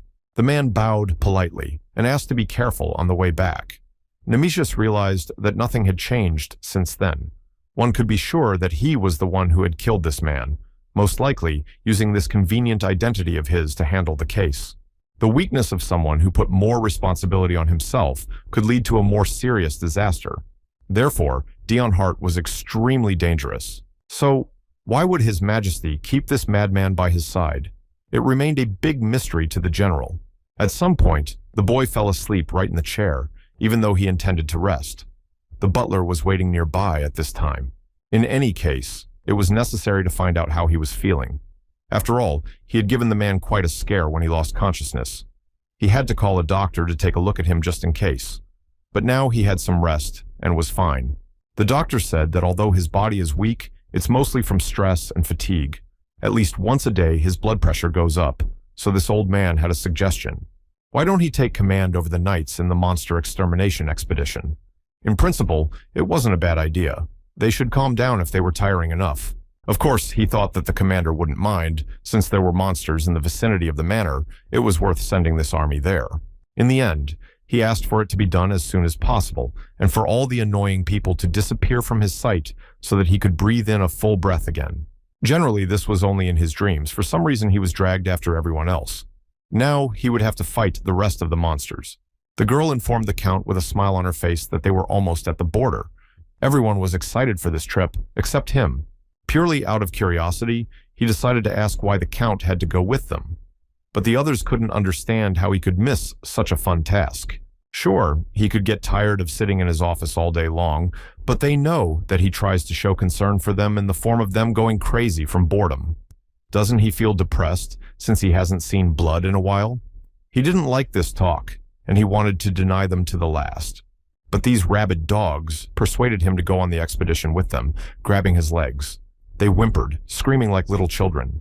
He was part of the noble knights, so he can't send them alone to such an exciting place. Except for him, it didn't imply fun in the slightest. Except that the old man said he'd been annoying him all week and asked him to count it as a little vacation and a way to repay him for a job well done.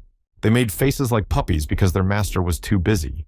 It was breaking their hearts, and they were the only ones who could bail him out in this situation. He felt bad that the butler had set him up like that, but it was all about catching the bastard who had been chasing him all this time. Therefore, the old man would catch the rat, so now my lord needed to go and rest. There was a hidden meaning in every decision, and how was there to refuse? Of course, they had to catch the spy. All these constant problems annoyed him terribly and made him even more nervous. Everyone here was their own, so there was no need to be shy. They had heard that their commander had traveled alone on a monster extermination expedition and had come back happier than ever, but he was just resting in the Demon King's castle.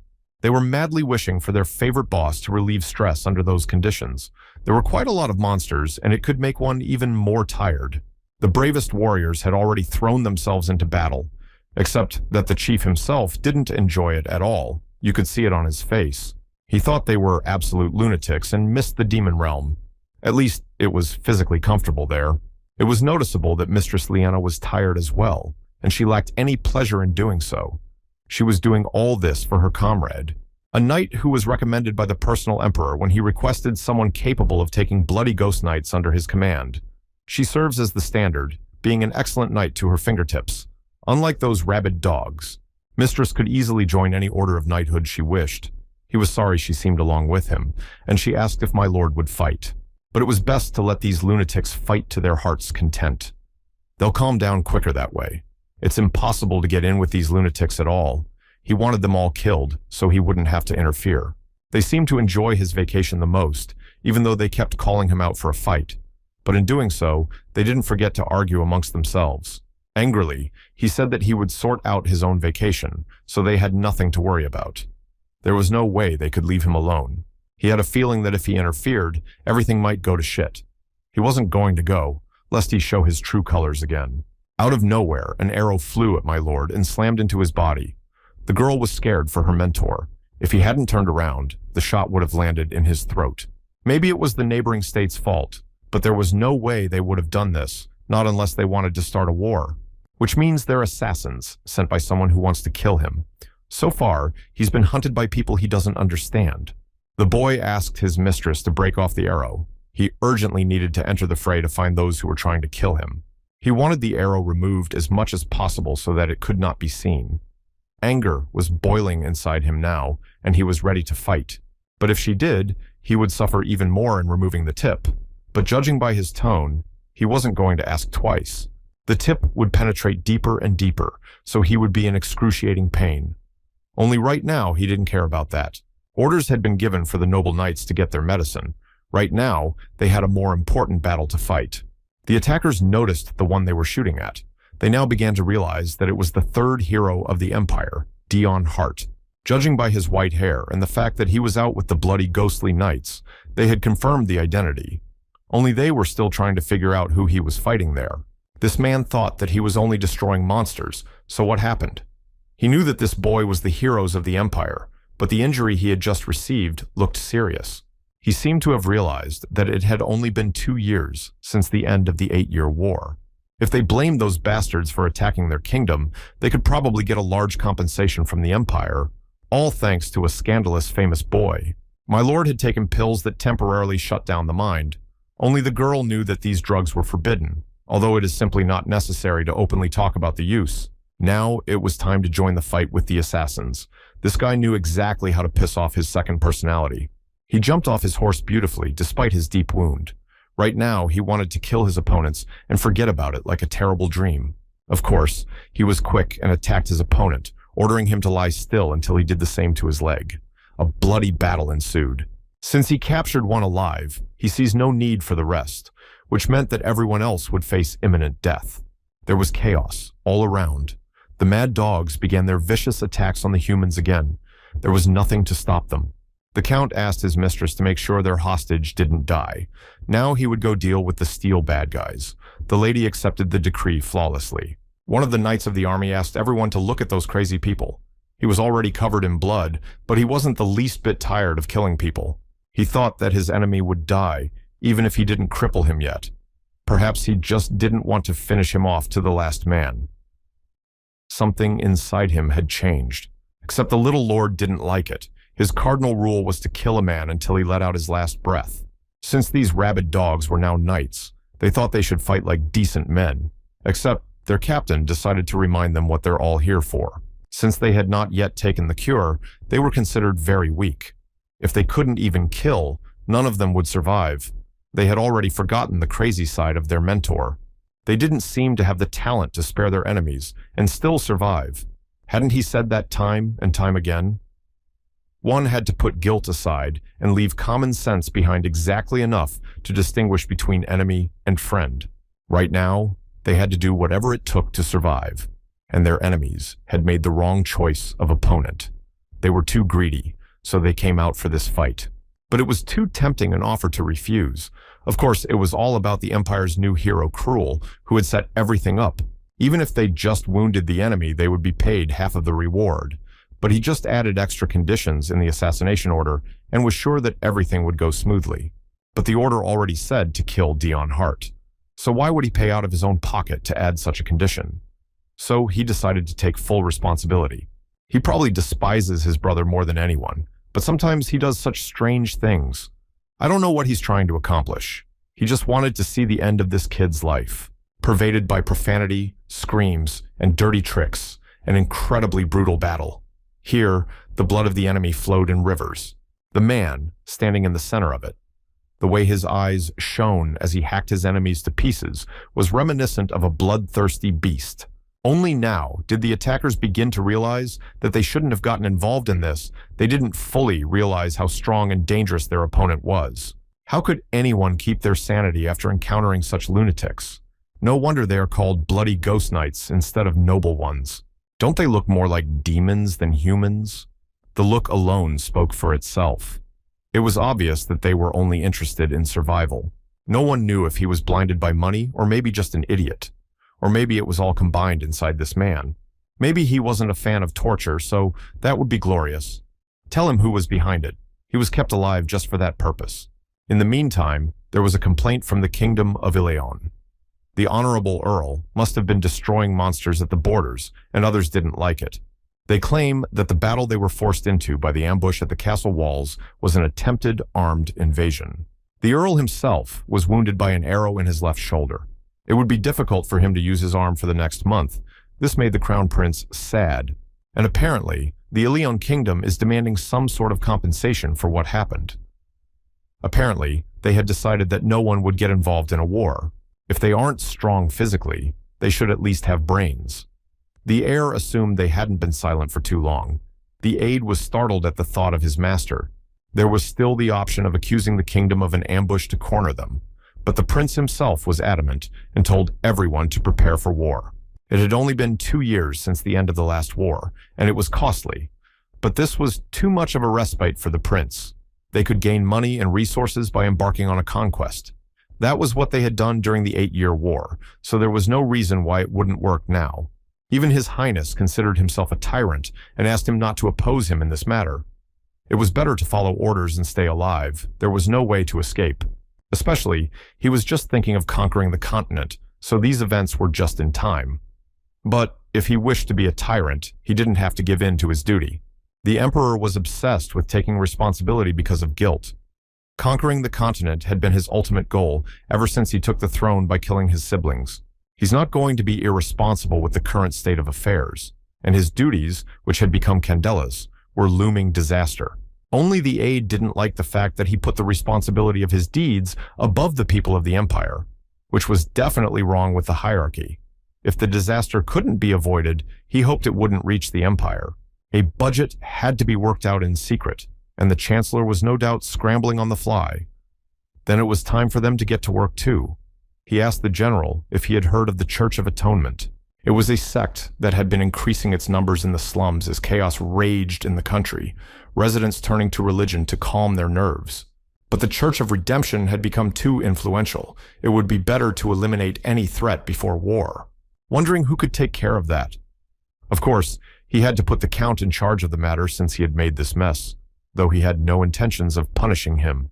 Since he only needs to handle a few rappers, even though he's injured, surely he could take care of it. The great commander objected to it because the man was dangerous. Nemesius had always felt that way about Dion Hart, and for good reason. He definitely didn't like him. It was because of his ruthless approach to destroying his enemies.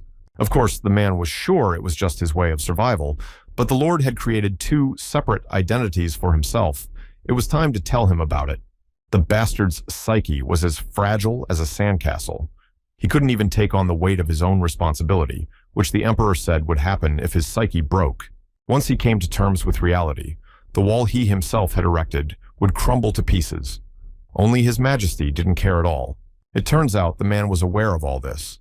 This is the decision that the boy must make. Even if something happens through his fault, the responsibility for it will be on him. The general couldn't believe his words. After all, having such a helper would eventually affect the owner as well. He might end up sharing this burden of responsibility with his subordinate. Eventually, the king got tired of listening to all these lectures. He perfectly accepted his fate and responsibility for his actions, so he wouldn't do anything about it. It was time to recognize that he had become a tyrant. But he could be a fine ruler for those he held dear. He chose to forgive the subordinate's disrespect, as he was not so ignorant that he could not graciously forgive a loyalist's mistake. Not that he didn't understand his concerns, but there was no need to worry. He would never leave a dangerous person around for no reason. Absolutely pure feelings of hatred, rage, and a desire to kill. He had built up his anger towards his family over the 8 years he had been able to survive after being sent off to war at a young age. And when his merit was finally recognized and he was brought before the emperor, the only thing he asked for was revenge on his family.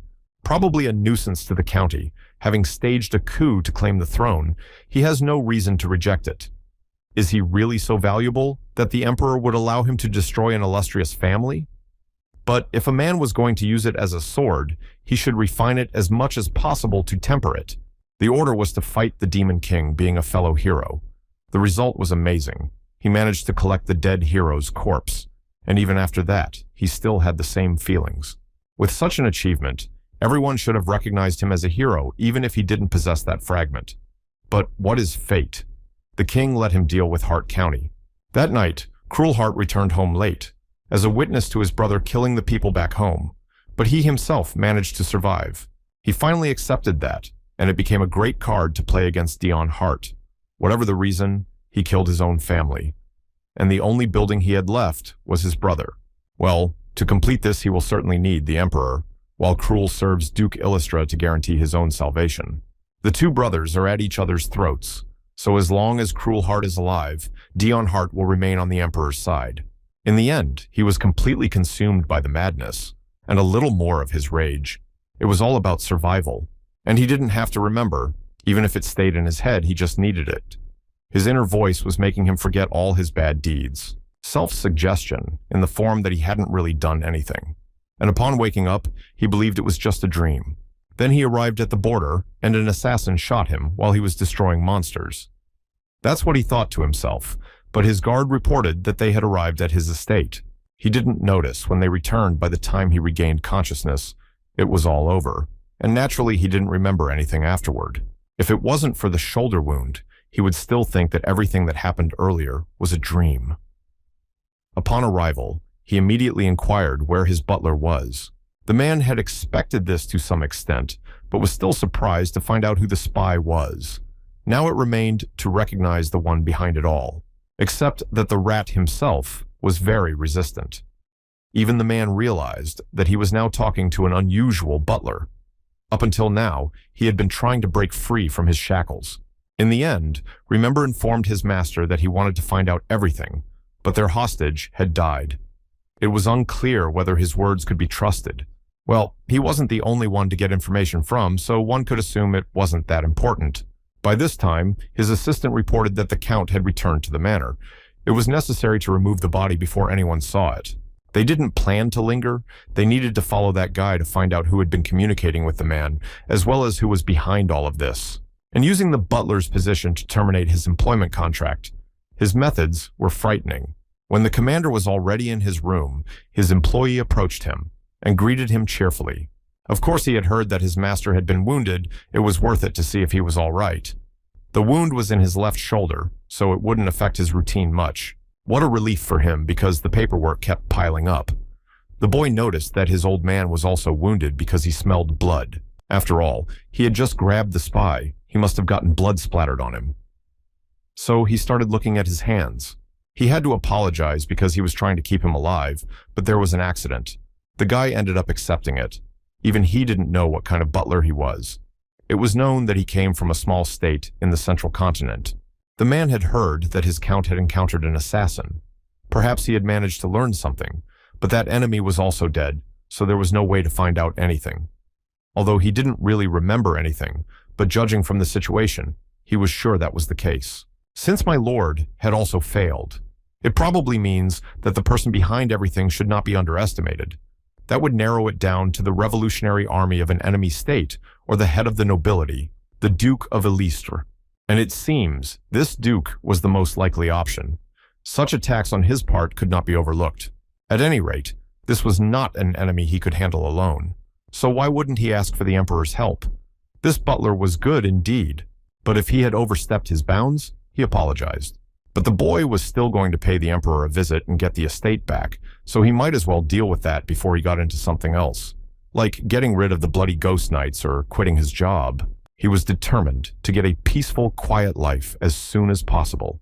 But at this time, His Majesty was holding a private meeting with Elistre. He would have to wait a little longer, though he thought he would be able to see His Majesty right away. But his plans had been displaced, and he would have to wait some more. While he was wondering where to pass the time, the emperor's children were already waiting for him here. The girl wanted her brother to let her go before she jumped on the guest again. It was urgent to apologize to the count for this girl's behavior. She thought it was all right, though, and Dion Hart welcomed the future of the empire, that he obligingly bowed according to the rules of noble society. But the prince had already stopped that boy, for there was no need for these formalities. Weren't they friends now? And of course, he had heard that he needed to wait, so they could spend time together. If he had known he would bump into them, he would have come back later. Though now they were having tea together, and there was nothing to be done about it. Since he liked the tea, the prince decided to ask for more to be made, but there were still cookies on the table, so it was suggested that he try them. It was best not to think about anything. All his time would have to bear with this company for a while, and he would go about his business. Of course, His Highness heard that the Earl was injured when he was on the expedition. He should be more careful because of the curse that weakened his body. Why on earth was he so actively participating in destroying monsters? He should be more careful, after all. He should serve His Majesty for many years. But he was going to abandon his duties and enjoy an idle life. Although he wasn't going to become an emperor, and this caused a huge shock to the Lord. The situation was awkward for the two of them. Right now, he was the crown prince because there was nowhere to go, but since he and the emperor were only 8 years apart, shouldn't he be preparing to retire when the head retired? But here was a boy not interested in politics at all, and he didn't want to hear it. But if this person took the head's place, then he would sooner it would mean that something happened to His Majesty, so he hoped it would never happen. These children already know His Majesty was like a sibling to them, so they only wished him happiness. Well, the princess thought a little differently. Yes, of course, he was aware of how much the crown prince and princess respected their uncle the emperor, the current emperor and the previous 9th prince. If one remembered that he had killed all of his siblings along with their children, it would be hard to explain the existence of these people. Not to say that they don't despise him, but for they have their own reasons. The first prince, the father of the crown prince and princess. He was kind, unlike most of the other imperial personages, even to the 9th prince, who had no hope of claiming the throne. Every day until his death, he and his children would visit the 9th prince. That was why they treasured each other like family. They were closer than family.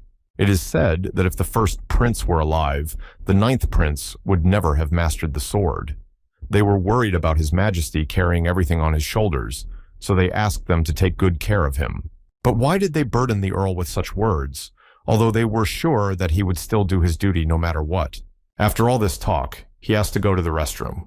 Sitting there and hearing about what he had to do was completely unbearable. The couple was sure the boy had run away from them.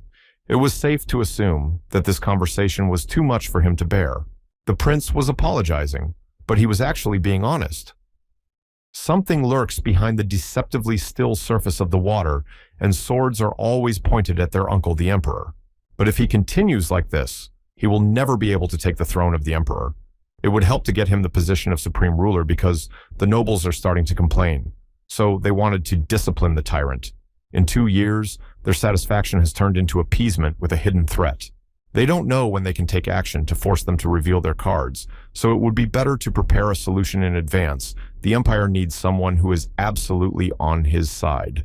Since Dion Hart was a prominent figure, they could ask for more if he sided with them. Why not try to groom him? He hoped that the Honorable Earl would be a loyal ally to His Majesty. An ally so bright that no matter what would get in the way of the Emperor's service, even if it was royalty, he would still be able to kill them without a doubt.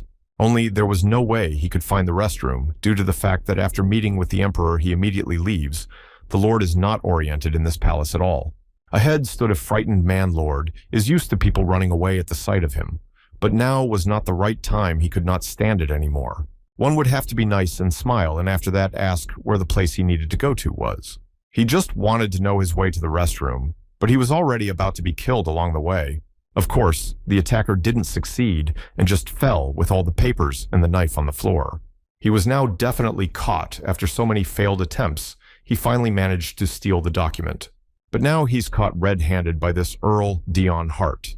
Though the boy didn't really need anything. His chances of staying alive were slim, even if he ran, so must attack while he least expected it on his part. But that's when Cruel Heart entered the fray.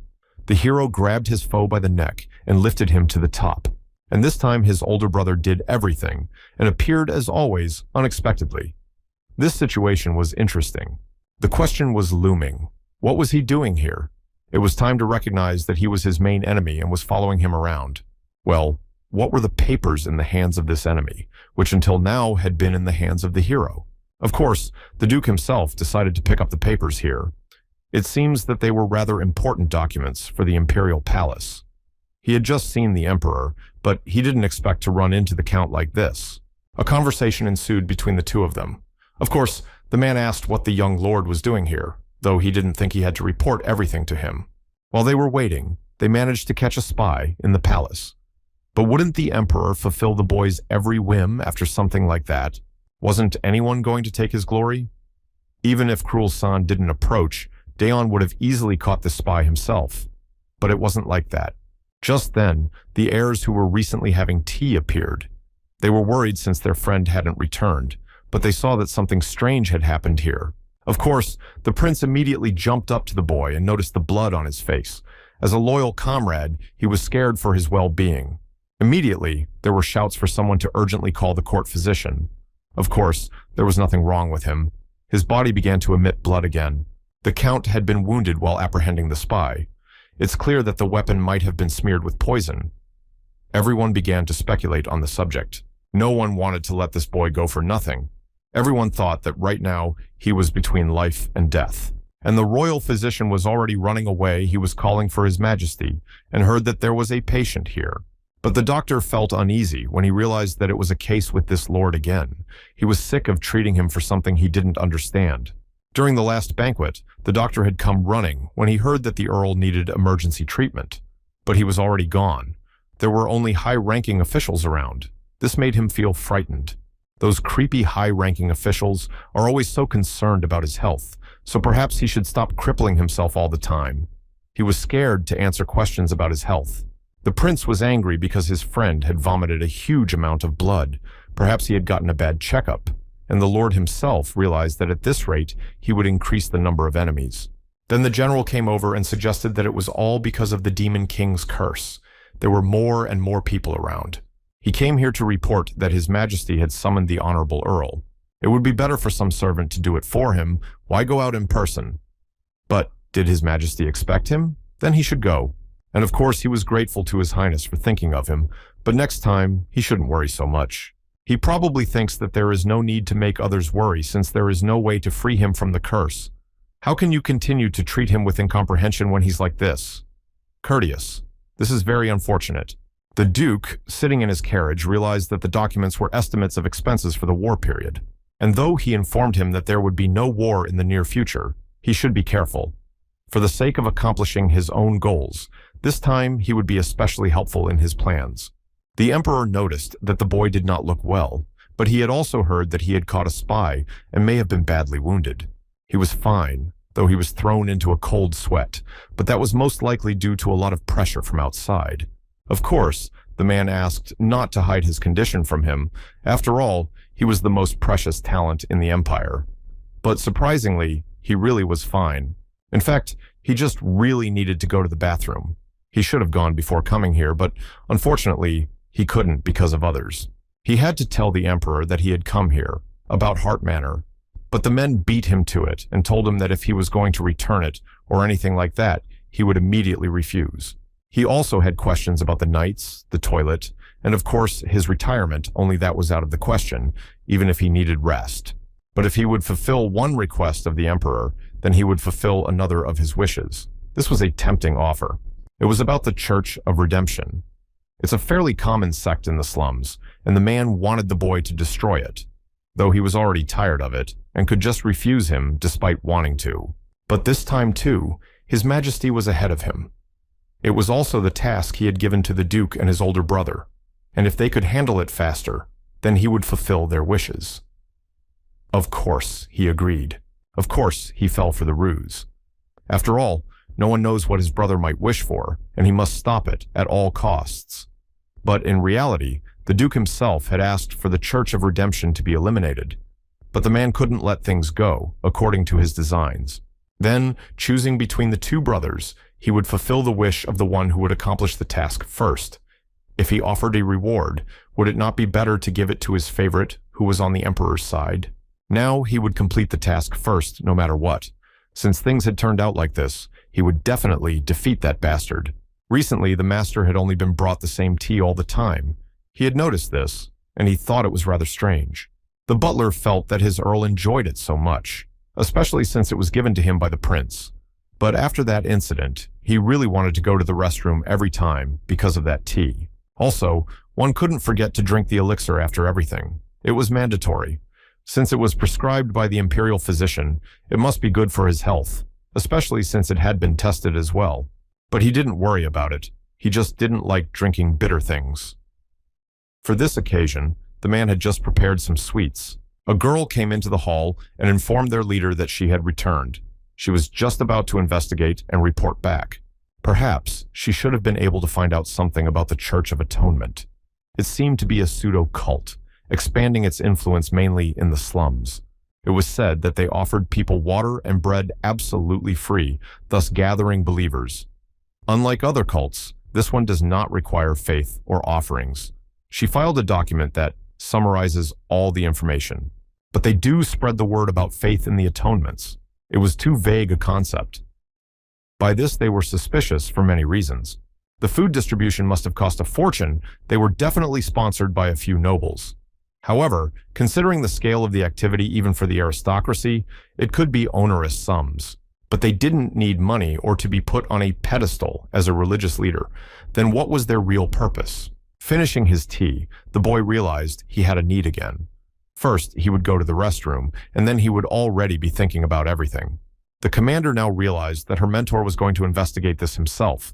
Instead of ordering his subordinates around, he was taking the initiative. This made her very happy.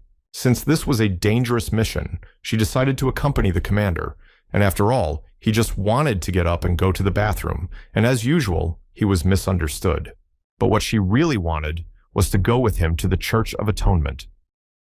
They found themselves on the path leading to the main building. From now on, he would have to hide his true identity. The butler had prepared a tattered robe for him. They didn't even give him time to prepare, and strangely enough, he didn't even have time to go to the bathroom because the girl dragged him here in joy. Better to step back now than go somewhere else. He told the mistress that he would be back soon and asked to wait for her here. He didn't want to make the same mistake again, and began to hide in the slums. The girl had no time to think and wanted her master to confirm everything, but he had already disappeared and she had no time to find him. She was scared because he didn't look good where he went alone, especially he had a sickly look. Maybe it was because of the Demon King's curse. Well, after everything, the boy was really relieved, which gave him joy in this life. Thank goodness someone from the private house let him use the restroom, and he was so afraid that the mistress would go after him. Cruel was in the same place. It seems the lad had also decided not to wait long and go on a mission as soon as possible. And they met, as always. Unfortunately, this body vomited blood even from mere surprise. Such an unexpected moment upon meeting his brother made him feel sick, although he didn't want to show his weakness in front of that bastard. Of course, the elder thought that he and his injured arm wouldn't sit still. He was referring to the arm that the spy had injured him, but to him it was a small injury that he barely felt. He never remembered it. So that was how he knew which place he had been wounded by the assassin during the monster enslavement. That led him to different thoughts. Cruel was sure that one was wounded, yet he still managed to move like that. It looked like they hadn't done their job properly. Now it was starting to make sense. It was his older brother who had sent those assassins, so now he had to kill him right now. Suddenly, to top it all off, the lady appeared, apologizing because she was looking for her count due to excitement. He almost lost his mind, and the girl ran to immediately intercede for her lord. He vomited blood. She doesn't deserve her knighthood. How could she let him go alone, when he was so unwilling to bother them with his health? And in such a state, he was still able to fight off the Empire's new hero. Cruel himself recognized the commander of the knights, under Dion.